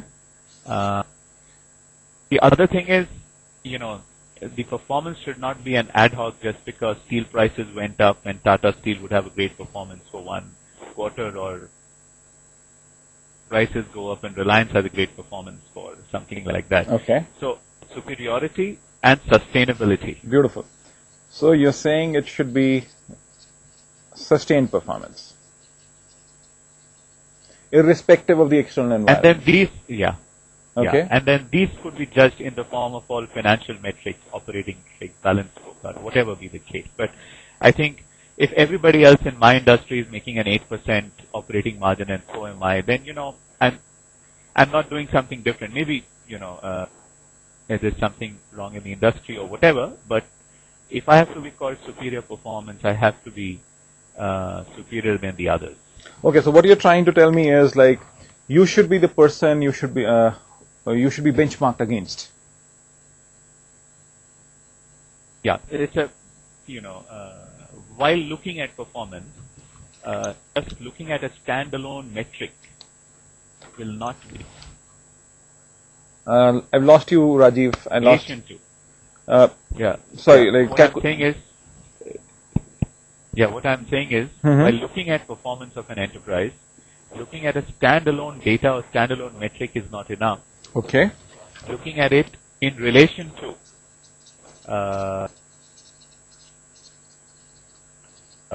other companies, other industry models, etc., would be necessary. Okay, something like what we were really looking at in the other case, that is the Anheuser-Busch case, like how whole manufacturing industry was doing and how the beer industry was doing. That is how you were saying? And then how within the beer industry, how Busch was doing and how Coors was doing and how Miller's was doing. Okay, so what we are saying... And that's why we concluded, So what we are saying is that this is about understanding about relative performance. It's about financial figures, right? So it becomes purely based on financial numbers. See, at the end, if a company is doing superior customer service, if the company is doing, sustainable product innovation, eventually it will be reflected on what Siddharth was saying in its, hopefully, it's in its economic value, in its profitability, in its market value, etc., etc. Okay, very, very interesting. Measures, Okay, let me ask you a question here. I'll give you a question related to two companies here. Say one of them, in fact, both of them have been our favorites in some way or the other. One of them is called Indian Airlines. In fact, of course, like it's in the news, so I thought I must talk about Indian Airlines. So we have, or what you call as Air India and whatever. They keep on changing their names so often that you tend to forget. And the other one is, of course, Maruti. If I say that we want to actually gauge the performance of these two companies, which are, they actually started with the same set of problems or same sets of situations. Indian Airlines was something which was controlled by the government. Maruti was something which was controlled by the government at one point in time. Both of them were near monopolies.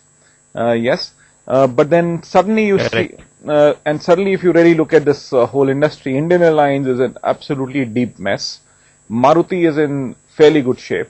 Now if I actually give you a parameter here that, okay, you have to gauge performance of these two companies as good, bad or ugly, how would you rate performance of these two companies?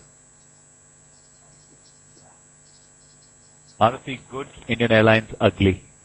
Maruti is good, Indian Airlines is ugly. Could you just give me the reasons for it? Why do you think, how would you rate Maruti as good? I would not agree with you on this actually. Sure.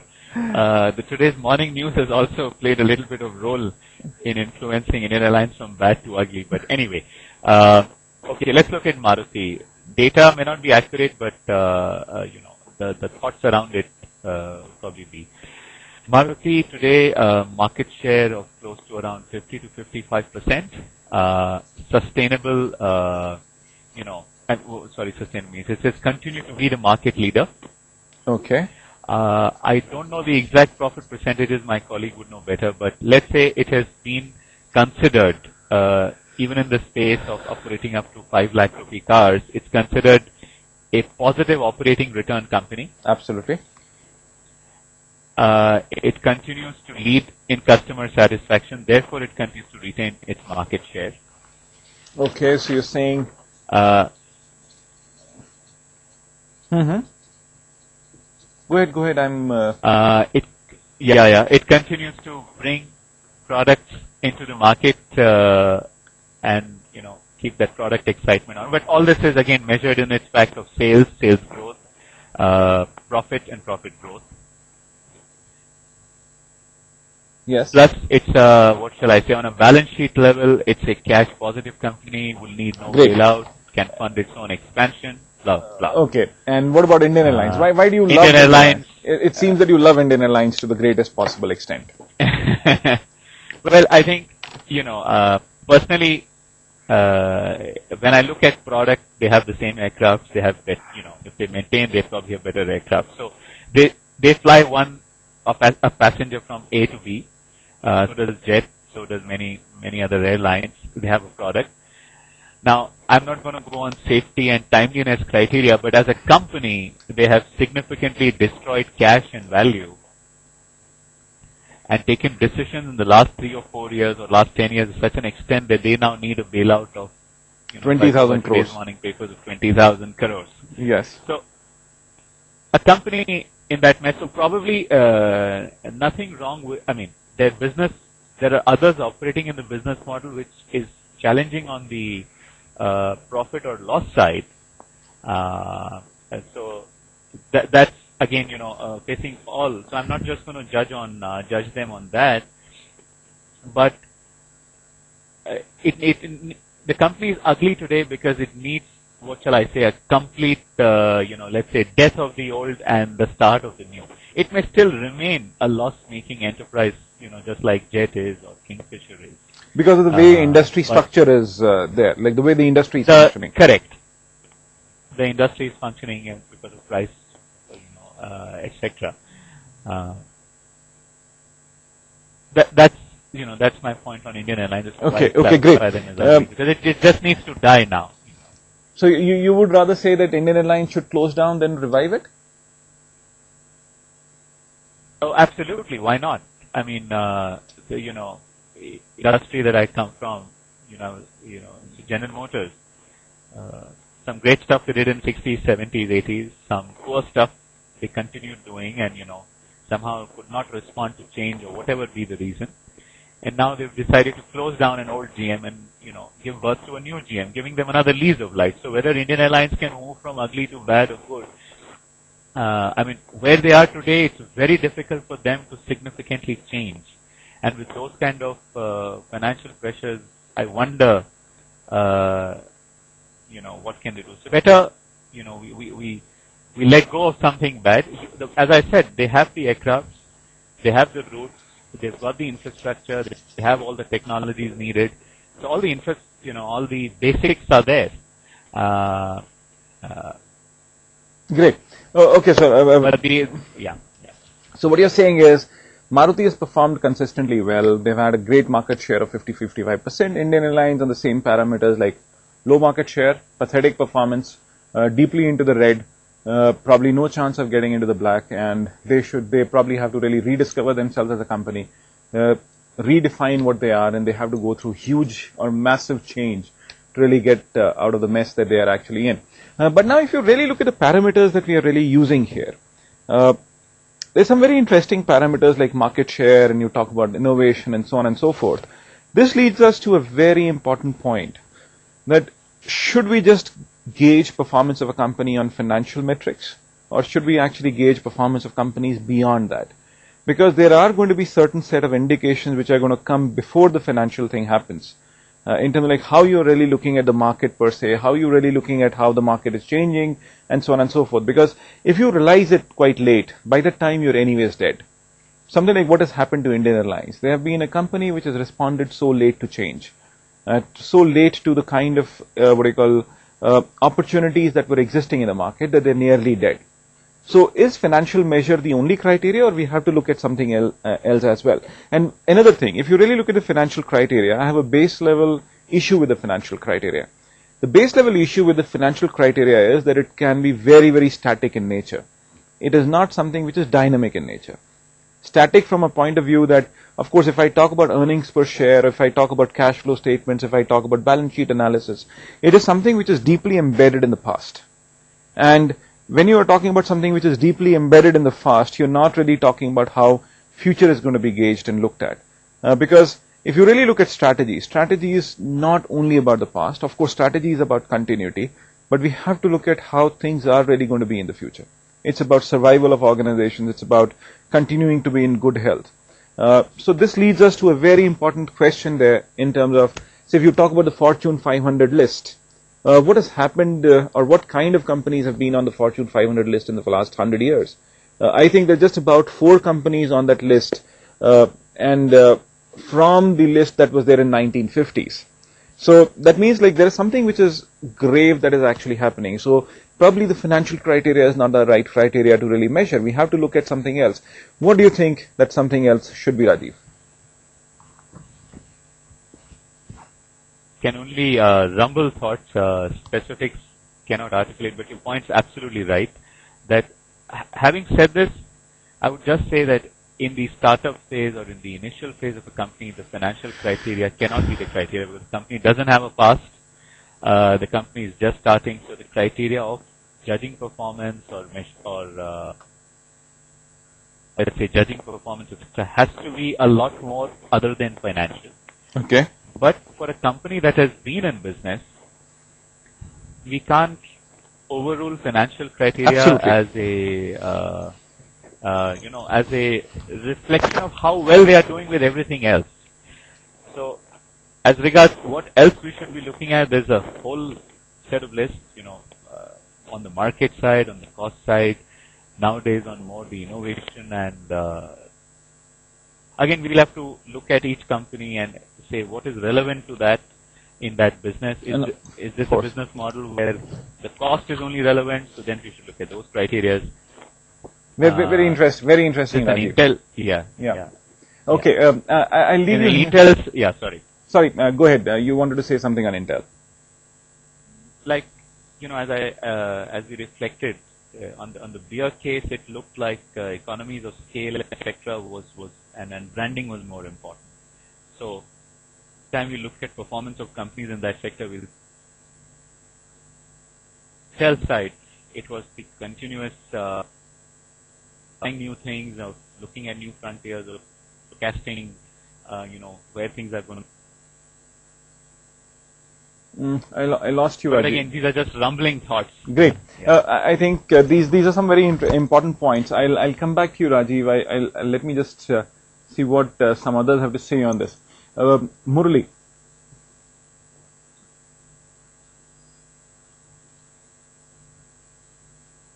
I just recollect a question. You said they are non-financial parameters, right?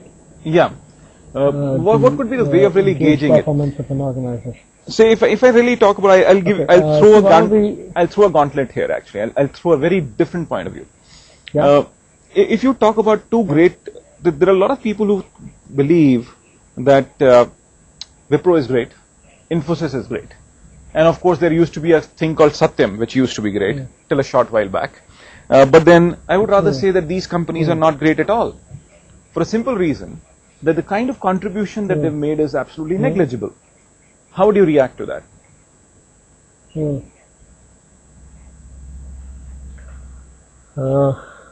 Contribution to individuals, to the clients, or to the society. Now, okay, now that's a very interesting point. Now, if I say contribution in terms of products, if I really talk about, say, somebody like Infosys, I think the only product that they have to the credit is probably Finacle.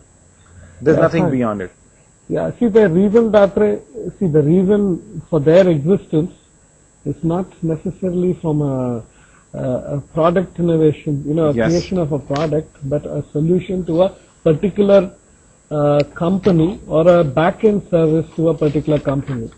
So if you equate them obviously to a company like a Maruti or a company like say even a Coke or a Pepsi, they're not developing products that would satisfy a customer, individual customer, but they actually provide certain solutions for a company's operational efficiency to get increased or improved. Just going back to your question in terms of how do one gauge, now see, to me, I think one is typically how this organization reacts to a need that comes in, the need that emanates from the society or from the people. Means, are they nimble-footed in developing products, new age products? In that way, what is the contribution that they are making? The franchise that they have, the customer franchise that the organization has. Now, for instance, anything comes out of Maruti is seen with awe. Something great is going to happen for Maruti. Now, it is creating that perception that this company will do right things, will do the most appropriate things. Now, that's something which probably adds a little value, when you evaluate a company. Like looking at the examples you gave, Air India versus, say, Maruti. Now, Air India did not look at customer satisfaction at all as anything key. Now, they had the Maharaja logo and they simply carried the spirit of Maharaja and not looking at the Praja. So probably that's why they lost the whole ball game. Okay. Very interesting. So to me, to you. To me, the organization, the best way to look at the performance of an organization beyond performance angle is its ability to adapt to changing market situations and consumer needs and wants. If the organization fails to do it, then it doesn't exist, and there is no continuum for the organization. Okay. So, change. Managing change is the most critical issue that you're really talking about. Great, Murali. I'll get back to you. So, let's see what Visu has to tell us from Chennai on this.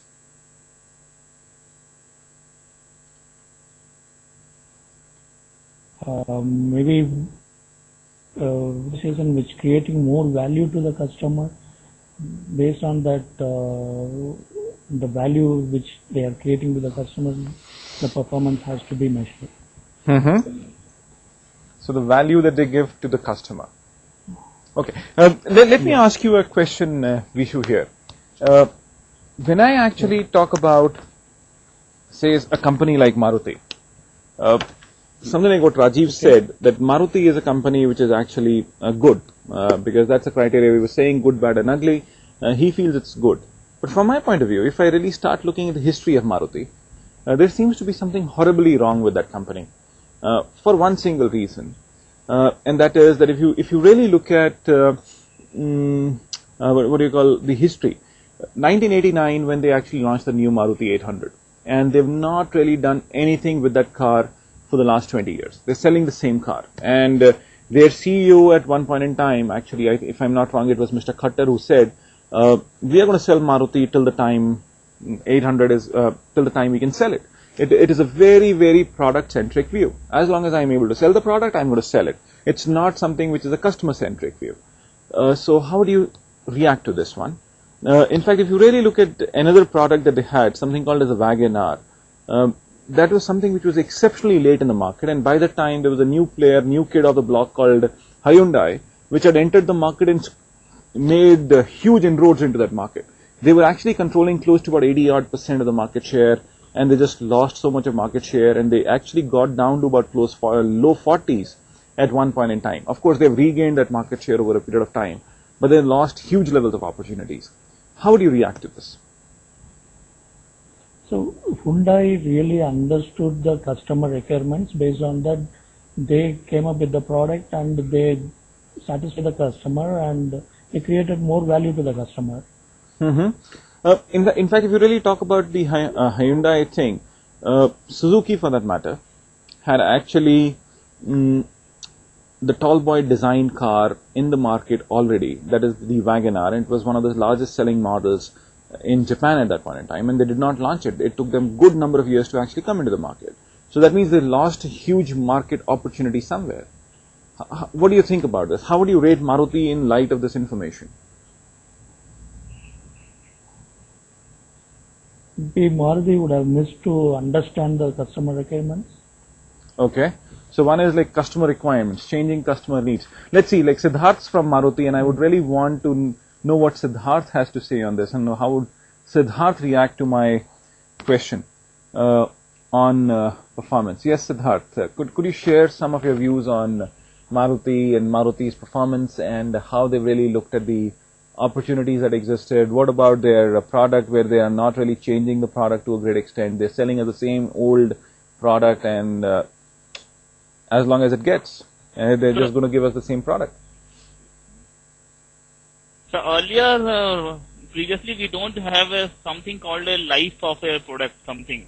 Life has already been defined, but the life cycle which has been there, which has not been being used in the production, something like that, after 35 or 7 or 10 years, we fully revamped our product or go for an upgraded product.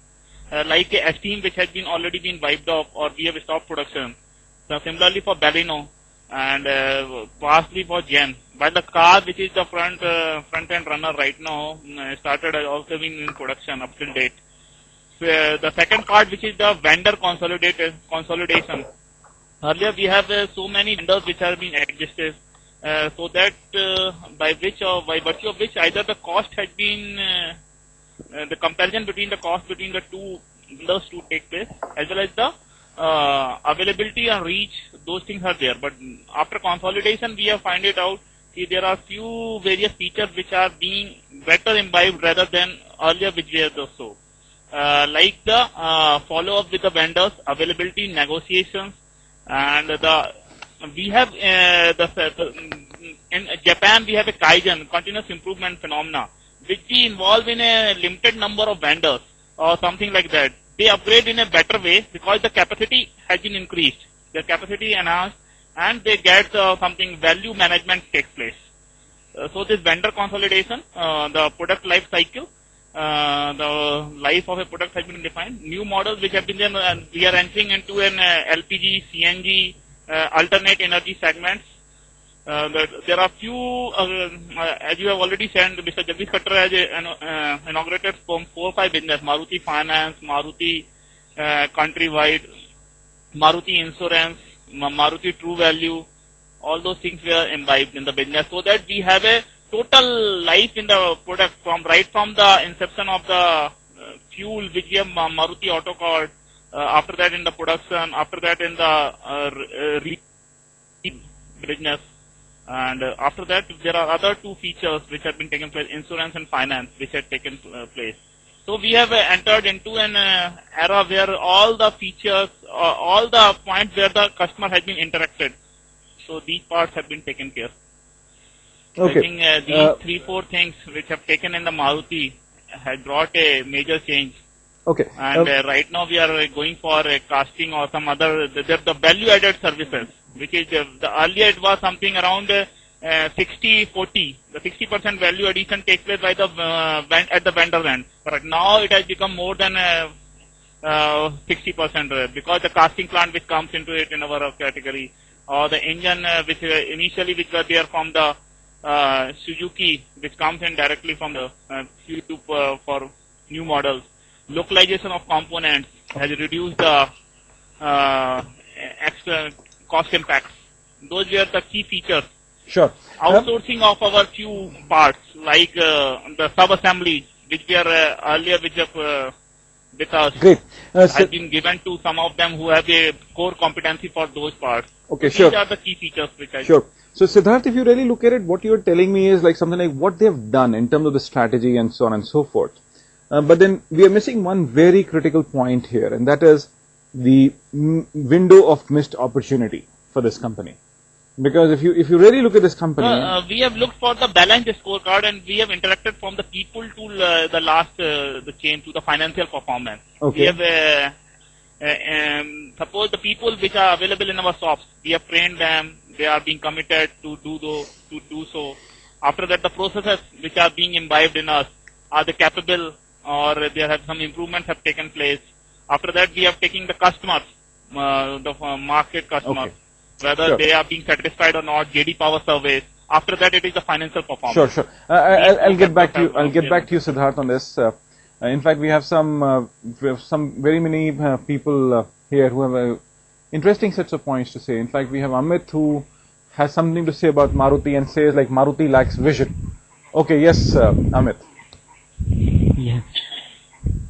Yes, Dr. Kapoor. What I believe is, just to add on each and every PS comments, Maruti actually, what they are providing to the customers is better services in terms of cost.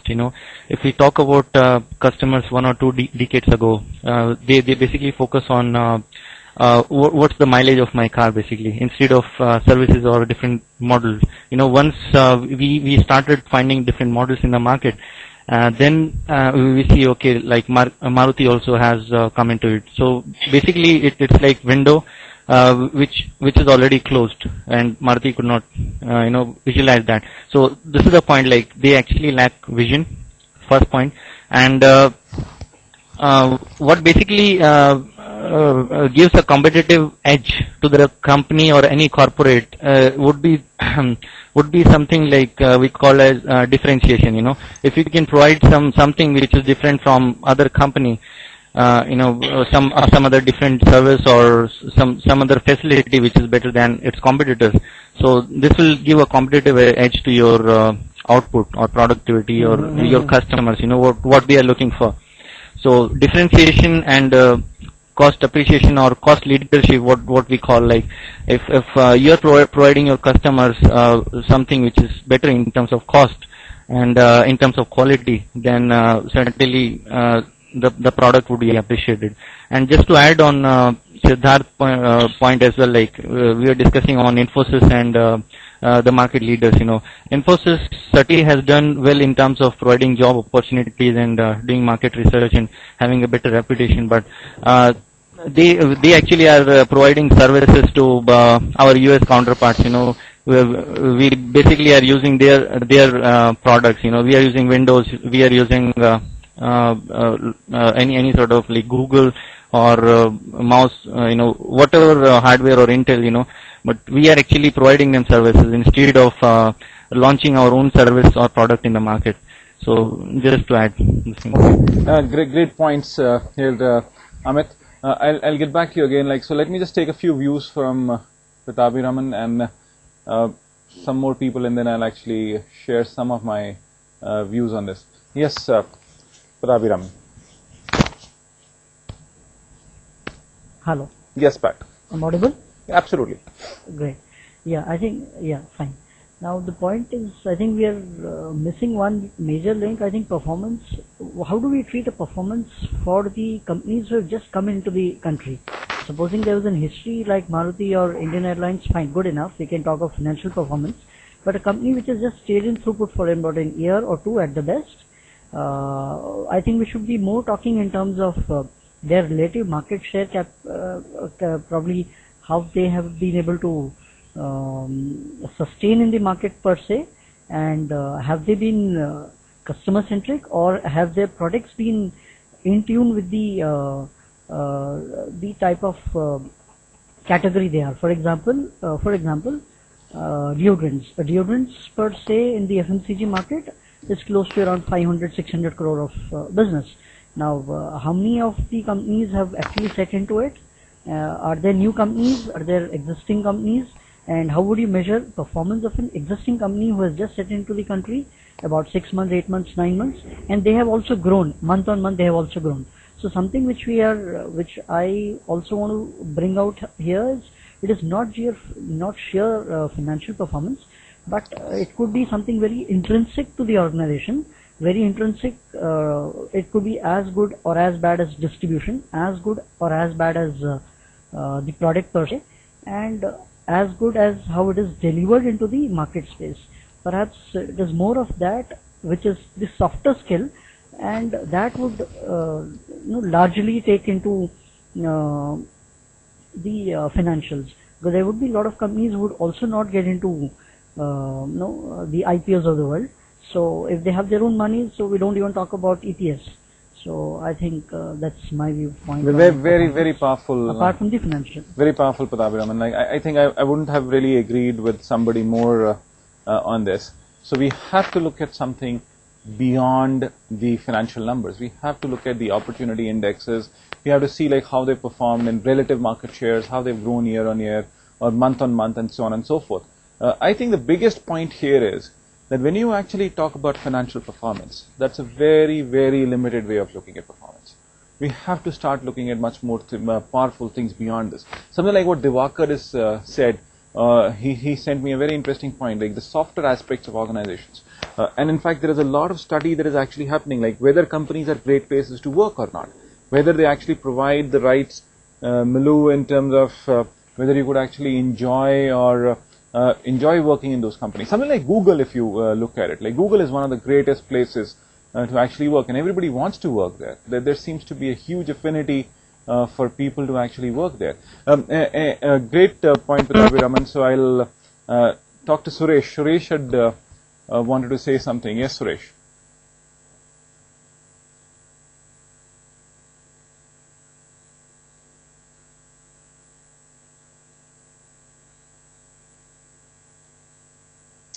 Suresh?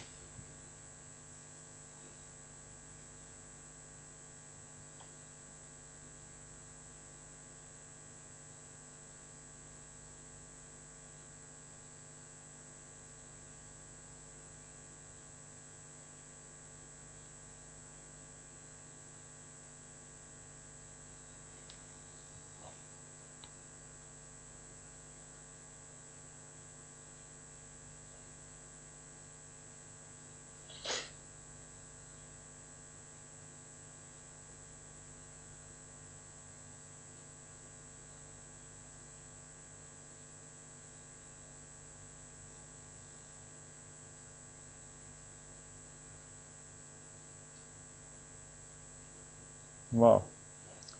It seems we have got into some kind of a technology bottleneck.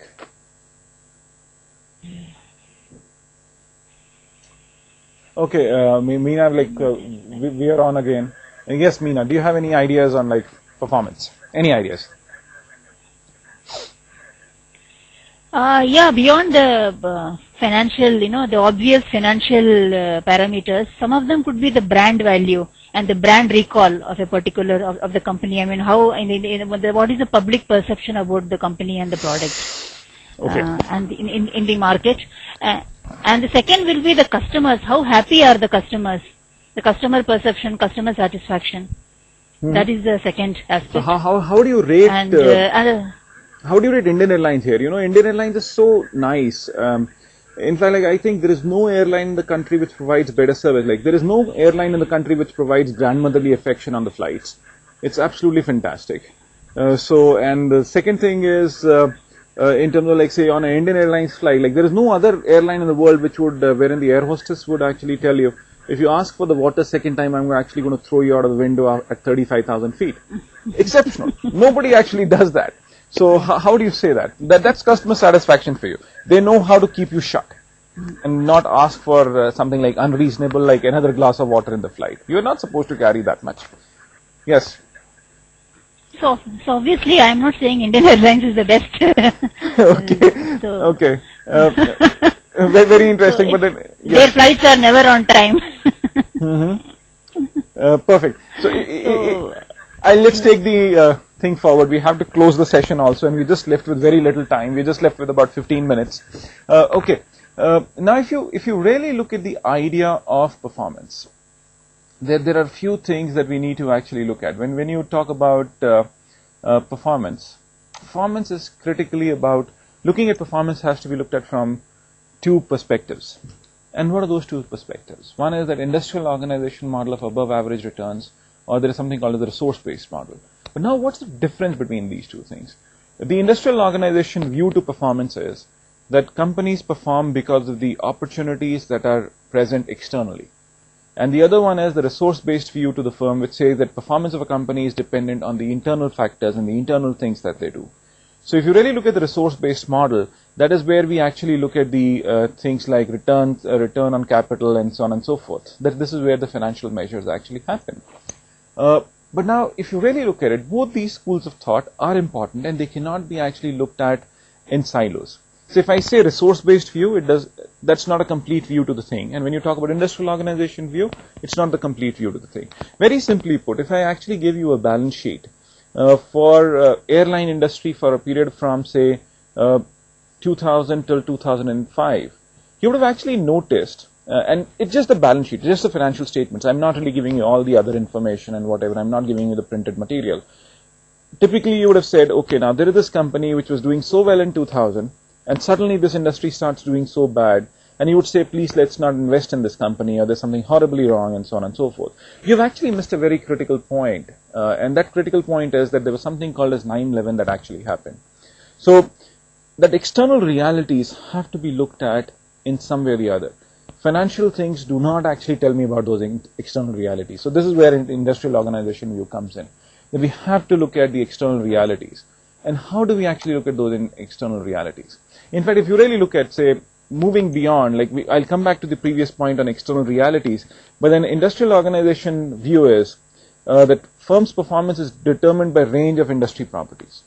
And like how industry is structured, to whether the competition is intense, what's the basis for competition, what's the degree of concentration, and so on and so forth. It's about whether it's a fragmented industry, a concentrated industry, because if it is a concentrated industry, that means competition would be intense, you could be competing on price, there could be a strategy convergence that could actually happen. And the next thing is there are a lot of assumptions here in this model. Again, the models are that external environment imposes pressures and constraints, which determine strategies that result in above average performance. So again, as I told you in one of the sessions, your models are, your strategy is as good as the assumptions, and similarly, models are as good as the assumptions. So this is where the problem starts happening. And industrial organization view is that you move from external environment to superior returns and so on and so forth. And resource-based view is that it is about internal to the firm, whatever you do internally. But again, this is a very restricted view. So what I'm saying is that we need to actually move beyond. We have to say there is something called as financial measures of performance, and there is something called as strategic measures of performance. And strategic well-being is about competitiveness. It's about productivity. It's about a thing which has to be looked at multiple levels. When you talk about competitiveness of a nation and competitiveness of a firm, what does it mean? How do we really gauge that performance? Because when you talk about competitiveness of a firm, it means whether I've been able to give superior returns to my shareholders over a period of time. And can I actually continue to give those superior returns over the next 10 years? In fact, when you talk about stock market, in fact, in the beginning when we were really talking, there was a very interesting point, and which said that when you really want to look at the performance of companies, I think it was Rajiv who said that you have to actually look at something called as market share or market capitalization or market price. Stock markets are a great indicator of how the companies could perform in the future. Because whether we say that stock markets are rational or irrational, but at the end of the day, they actually tell you the reality. They actually say, like, what do they think about the company's future?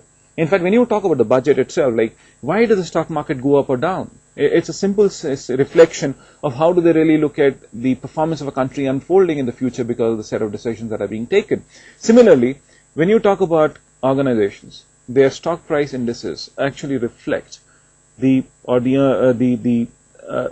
price of the stock in the market indicates how the future performance could actually unfold. So we have to look at something beyond financial measures. And when you actually talk about looking at beyond those financial measures in terms of, say, competitiveness of a country, competitiveness of an industry, competitiveness of a firm. When I actually said that Infosys is something which is not a great, company, there is a reason for saying it. And the reason is very simple. In fact, they actually work at the very low end of the value chain. In fact, this also leads us to a very important debate from a country's perspective, and that is, when you talk about a country like India, it has a great number of software engineers. Probably it produces close to about 700,000 engineers every year. But look at the number of innovations that come out of this country. Why is it that we are not really innovating? Why is it that all engineers who are actually working with Infosys, they're not really coming out with new products? Why is it that Google always comes from the United States? Why is it that Skype as a product comes from 2 PhD students out of Sweden? Why these kind of things are actually happening? So that means this leads us to a very, very important point, and that is there's something wrong somewhere, that we are not really having a product orientation. In fact, Infosys started as a company in the same year, probably with a difference of 1 or 2 years, as that of Microsoft. And now you have to really look at what is Microsoft and what is Infosys. These two organizations are not comparable at all.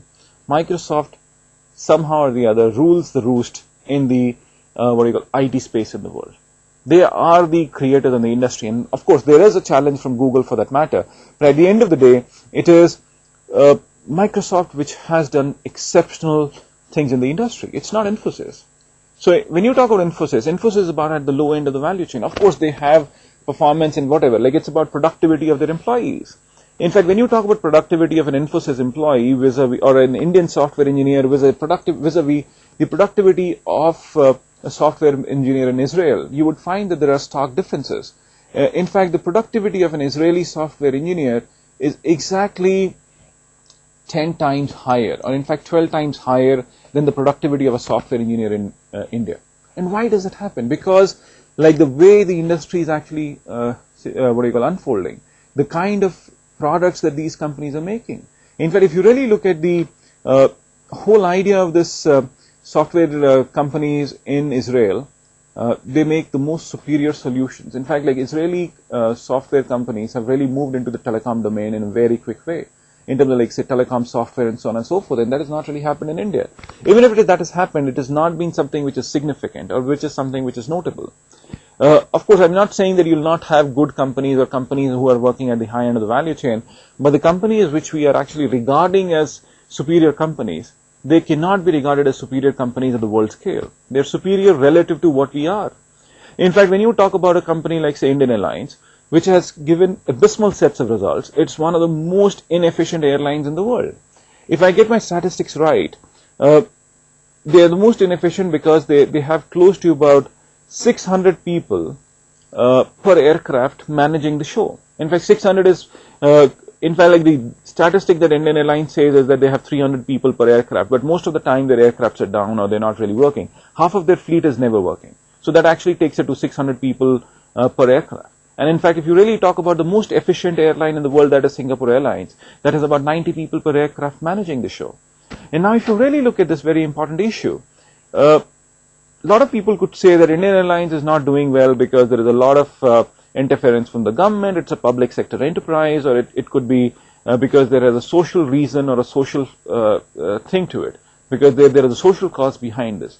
But we have to fundamentally disagree with this for a simple reason, that the company called Singapore Airlines is also a public sector enterprise. It's an enterprise governed by the government of that place. And now if you say that, okay, now India is a democracy, excuse me, then Singapore is a democracy as well, whether we like it or not. The whole industry has performed so well there. In fact, Singapore Airlines is one airline which is not even getting into the red. How are they able to give such superior levels of performance? And similarly, when you talk about the most competitive market in the world, called the European airline market, you have a player called Ryanair, which has been giving continuous levels of superior performance. And they're not really looking at the losses at all. In fact, for the first time, I think this year, they just went into the red for a while. But now they've actually given such huge levels of performance. So what is it that we have to look at things beyond, and we have to say that, okay, we have to look at issues like productivity. We have to look at issues like sustained level of performance. We have to look at issues like how we can actually make lives of people better from a country's point of view. From a firm's point of view, it is going to be how we can actually make or give better returns to our shareholders. So if we actually move ahead, the financial measures are going to be something very much like this. It's going to be, say, the earning per share, or it's going to be something like acceptable ROI, dividend growth, economic value added, credit worthiness, and so on and so forth. But this is where I would say that we have to actually move ahead. And that is going to be, of course, these are DuPont analysis and things. I'll pass on these slides to you. But then I think what we have to look at is strategic objectives. Winning additional market share. Because if you really talk about performance, it has to be about market shares. In fact, if I actually look at a very simple graph, and if I say the market is growing at X%,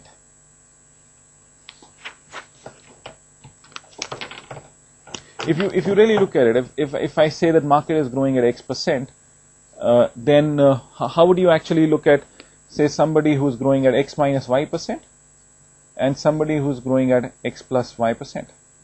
So that means a company which is growing at this rate is a company which is giving you superior performance. If you continuously lose your market share, there's something horribly wrong with you. Of course, you would say that a company like Maruti is bound to lose its market share. Of course, when you're a monopoly, you're going to lose market share once you actually open up the what do you call or the industry, and there is a deregulation that happens. But now the question is going to be, what is going to be the right share that you lose? Maruti, for that matter, in fact, like what Rajiv said in the beginning, it's a good company for sure. It touched a point in time when it was a little bad for a while because they were not really innovating. Because if you really look at it, product innovation thing here that I was talking about, Maruti did not innovate on products. But then over a period of time, they've actually moved into a situation wherein they've actually given some very interesting products to the market. They came out with a product like, say, Swift. They got into the rich segment and so on and so forth. So they have looked at innovation over a period of time. But then, what about Indian Airlines? It actually misses all these parameters. So when you talk about strategic objectives, you have to talk about additional market share. You have to look at achieving lower cost than competitors in relationship to what my performance is to what the industry is doing, to something like product quality. Because quality is going to be one of the biggest or one of the most important parameters in the future. If I'm not giving the right quality, that means I'm actually going to lose in the market. Because at the end of the day, value for the customer is benefits minus costs. And when I talk about this benefits minus costs, benefits would mean that how do I increase the benefits and reduce the cost? Increasing the benefit would mean that I have to increase the product quality itself. The next thing that we really have to talk about is customer service. And what do we mean by customer service here? That means, can I actually engage with the customer over the lifetime of the product itself? Something like what Maruti has done, something like what Siddharth was saying. In terms of like, can I interact with the customer over the lifetime of the product? Can I say, okay, now if I actually get a refrigerator to my house, or say if I actually buy a TV today, what is it, when do you think I would actually buy the TV from the same company the second time? Because if my interaction with the product is going to be exciting enough, and if I'm happy with the service for the next 5 years of using the product. If I'm not happy with that usage of product, I would not really pick it up. So what we mean here is that it has to have that interaction with the customer. You need to make the customer happy over the lifetime of the product. Because if Maruti just sells a car and if it is not going to give you that service orientation, things will not sell. Look at Fiat in the country. Fiat has not been able to do well in spite of having a great product in the market. Palio for that matter, Punto for that matter, or even say you talk about any other product that they've actually launched. They have not really done well because of the lack of service or lack of customer service, and it is because they're not able to interact with the or they're not able to make the customers happy over a period of time. And of course, like last but not the least, I think the most important thing that we have to look at in business is about capturing attractive growth opportunities. In fact, companies which miss this, they miss huge levels of opportunities for making money. And this is where I think as a country we lack. For a simple reason, we are one set of enterprises, individuals, or as a country, we have not really looked at attractive growth opportunities. We are the set of people who have not really defined as the next steps in technological evolution, or the next great big idea. If you really look at it, India being so social, we have not been able to understand, or we were never able to make something like Orkut, or we were never able to do something called as Facebook. Why was that actually happening? Is it that our engineers are not right? Or is it there is something else that is actually lacking? So these are a few points that we need to actually answer. And so if you really look at it, something like what Bank One says, in fact, when you talk about performance, like this one is what I like, to safely deliver a hot quality pizza in 30 minutes or less at fair price and a reasonable profit.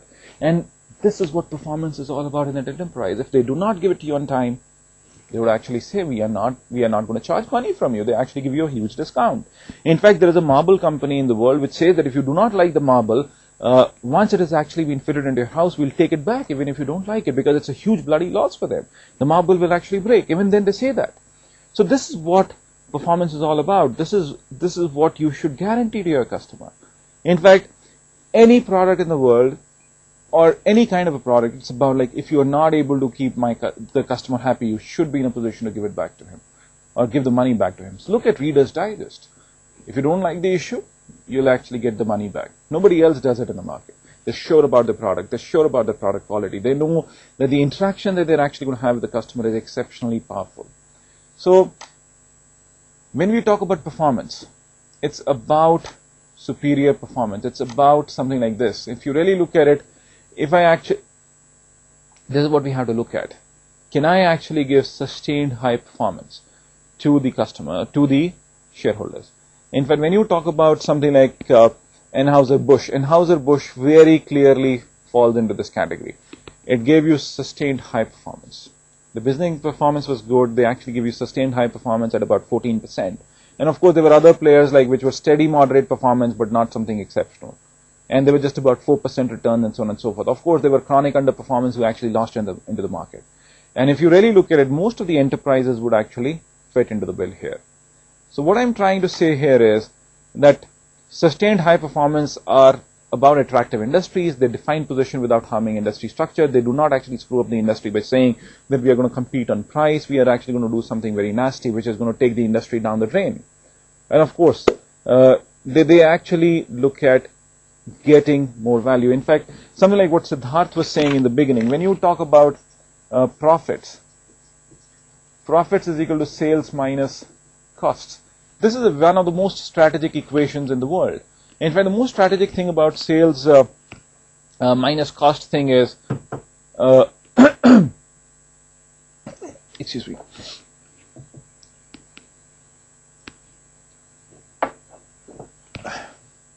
So this is one of the most strategic equations from my point of view, and it is that you have to either increase your sales or you have to reduce your costs. So cost has a strategic view to it. So when you are actually talking about low growth phase, cost becomes very important, and this is where you say you are going to talk about economies of scale and so on and so forth. This is what a company like Anheuser-Busch also did. So when you talk about performance has to be looked at from two perspectives: financial, and of course there has to be something called as strategic. We have to look at the strategic measures of performance, which are a little more dynamic in nature, which talk about innovation, which talk about looking at opportunity shares in the world. In fact, there has to be something that we need to build, and which is called as the opportunity index. And I think each company will have a way to really build its opportunity index. If we do not build those opportunity indexes, I think we are going to lose out. How do I gauge performance of a company which has lost an opportunity? How do I actually say that a Maruti which lost a huge opportunity by giving such huge market to Santro? How do we gauge that? There is a huge economic loss behind it. Have we really found that what's that economic loss somewhere? We need to get into these measures. I think the challenge today for management is not about what's happening in the past. The challenge with the management field is going to be that how do we really gauge the cost of lost opportunities? Because that's what strategy is also all about. Strategy is not about the past. Strategy is about understanding and gauging the idea of lost opportunities. How do I actually gain those opportunities? How do we make money out of it? How do we create business models around it? When you talk about performance, it's about creating business models around problems that people have and continue to serve them better. So this is what I really wanted to share with you on performance. In fact, Amit has raised a very interesting point here. Amit, yes. What's your point of view? Yes, Dr. Kapoor. Yeah, actually, I just wanted to add to your vision. This was going fantastic, but I just sorry to interrupt you. I just want to quote examples of NIIT and EPTEC. If we talk about both these organizations couple of years back, they were like very close competitors in the market. If we talk about NIT and Aptech, but by the time, as it's going, we see like NIIT has really taken over to Aptech, and they have been delivering excellent quality, and they have number of students enrolled as compared to Aptech. So this is one point why Aptech has not been up to the mark as compared to NIIT. Second or third example I would quote for Google and Yahoo. If we talk about like sometime back when Google didn't came into existence, then Yahoo was supposed to be the market leader in, if we talk about messaging or email services or anything like that. But nowadays, like we have seen the quality of Google and their services, what sort of stuff they are offering. We can all at the same time quote Oracle and Microsoft. This is something different, but Microsoft, it's specifically I'm talking about the database management system. Microsoft is not specialized into that field, and Oracle is offering something which is unique in the terms of database management. It cannot be challenged. So that's why they are the market leaders in that. And another example of Vodafone and Airtel. Airtel is certainly the market leader in our country, but we can see the presence of Vodafone as well. It has been just quite a while, in like couple of years ago, and Vodafone is certainly coming up with some better results and giving a very strong competition to the market in some different signals. So Reliance or Airtel or any other in the market, so they are feeling the presence of Vodafone. So this is something to relate to that. Yeah, very interesting, Amit. In fact, I'll not touch Google and Yahoo here because we're going to have a case on Google and Yahoo. We'll discuss it much deeper when we actually move ahead. But very interesting on Vodafone and Airtel. If you really look at Vodafone has far superior, set of customers in terms of like paying customers, high paying customers than Airtel. So Vodafone has been able to position itself as a far bigger, better brand for the rich. But whereas Airtel has not been able to do that. Yeah. So earnings, what do you call as ARPUs, average revenue per user for Vodafone is higher than Airtel, even though the industry average is bloody abysmal in this country. Great points, Amit. In fact, like we have Suresh here who wanted to say something. Yes, Suresh. What's your point of view? Yeah, I just wanted to, I had a question is corporate governance and corporate sustainability and social responsibility. Is that a performance indicator in today's competing industries? For example, talking about IBM is talking about the Green Planet, etc., and many others are promoting a lot of, for a social cause, etc. So, is that a messaging, a strategic messaging, or is it one of a performance indicator? I think it's going to be becoming a performance indicator in the future because carbon credits as a thing is going to happen in the future. Your corporate social responsibility is going to be a major issue. Your corporate ethics is going to be a major issue. So all these things are going to become very powerful measures of performance.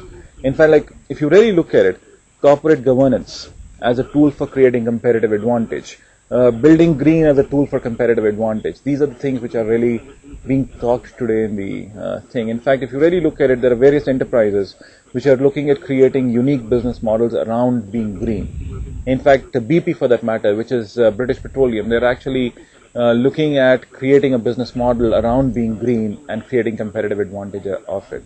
In fact, when you talk about companies like Ford and Toyota, they're really looking at redefining themselves as car companies and being more green and trying to create unique business models around it. So this is about an opportunity. This is about how the whole thing is going to unfold. I think climate is going to be one of the major issues in the future, and we'll not be in a position to ignore it much longer. So it is going to be a very critical factor in performance. It's not going to be just about lip service. It'll have to move beyond into the realm of performance, and it is something called a sustainability. So sustainability is going to be a core strategic issue, and we'll have to look at those things. Sure, we will discuss it more as we actually move ahead. So these were a few points that I wanted to share about performance and things. I think it's already 9:30 now, so very quickly what we did during the day today was something like the Anheuser-Busch case. We talked about things like why Anheuser-Busch was successful, how trade-offs happened, how business about a hub and a spoke system. We talked about something like the rule of three, and we looked at a few ideas on how to analyze cases. And of course, then we talked about performance. We talked about strategic measures of performance, non-strategic measures of performance, and that is like financial measures of performance. So these were a few things that we discussed. In fact, I'll send you some written notes on this, what do you call it, sometime soon. In fact, I should be in a position to send something to you by close of, say, within the close of next 2 or 3 days. I'll send you some reading material on these things. It's been the reading material that I've just recently written. Not complete, but still I'll actually give it to you, and I would really seek your suggestions and opinions on it. So I'll just distribute it to you folks. These were a few things that we did, but I still have one more request to make to all of you. Please go through your material before you come for the next class. I want you to actually, I think the next session is going to be by Sandeep, but the session after that, we are actually going to do the case on Intel, and we would do the case on the US airline industry. And I would do that session on, what should be the date actually? 26th, the Sunday after that. So you know, like we are actually, I think that should be the 9th of August when I'm actually going to do the session. But Sandeep is going to do the session next week. That's going to be the 2nd of August. So be there, and I'm sure we're going to continue to do something which is meaningful and enjoy the sessions. Thanks a lot for being here. I just hope you did enjoy today's session. Be well in the meanwhile, and see you next week. Thank you.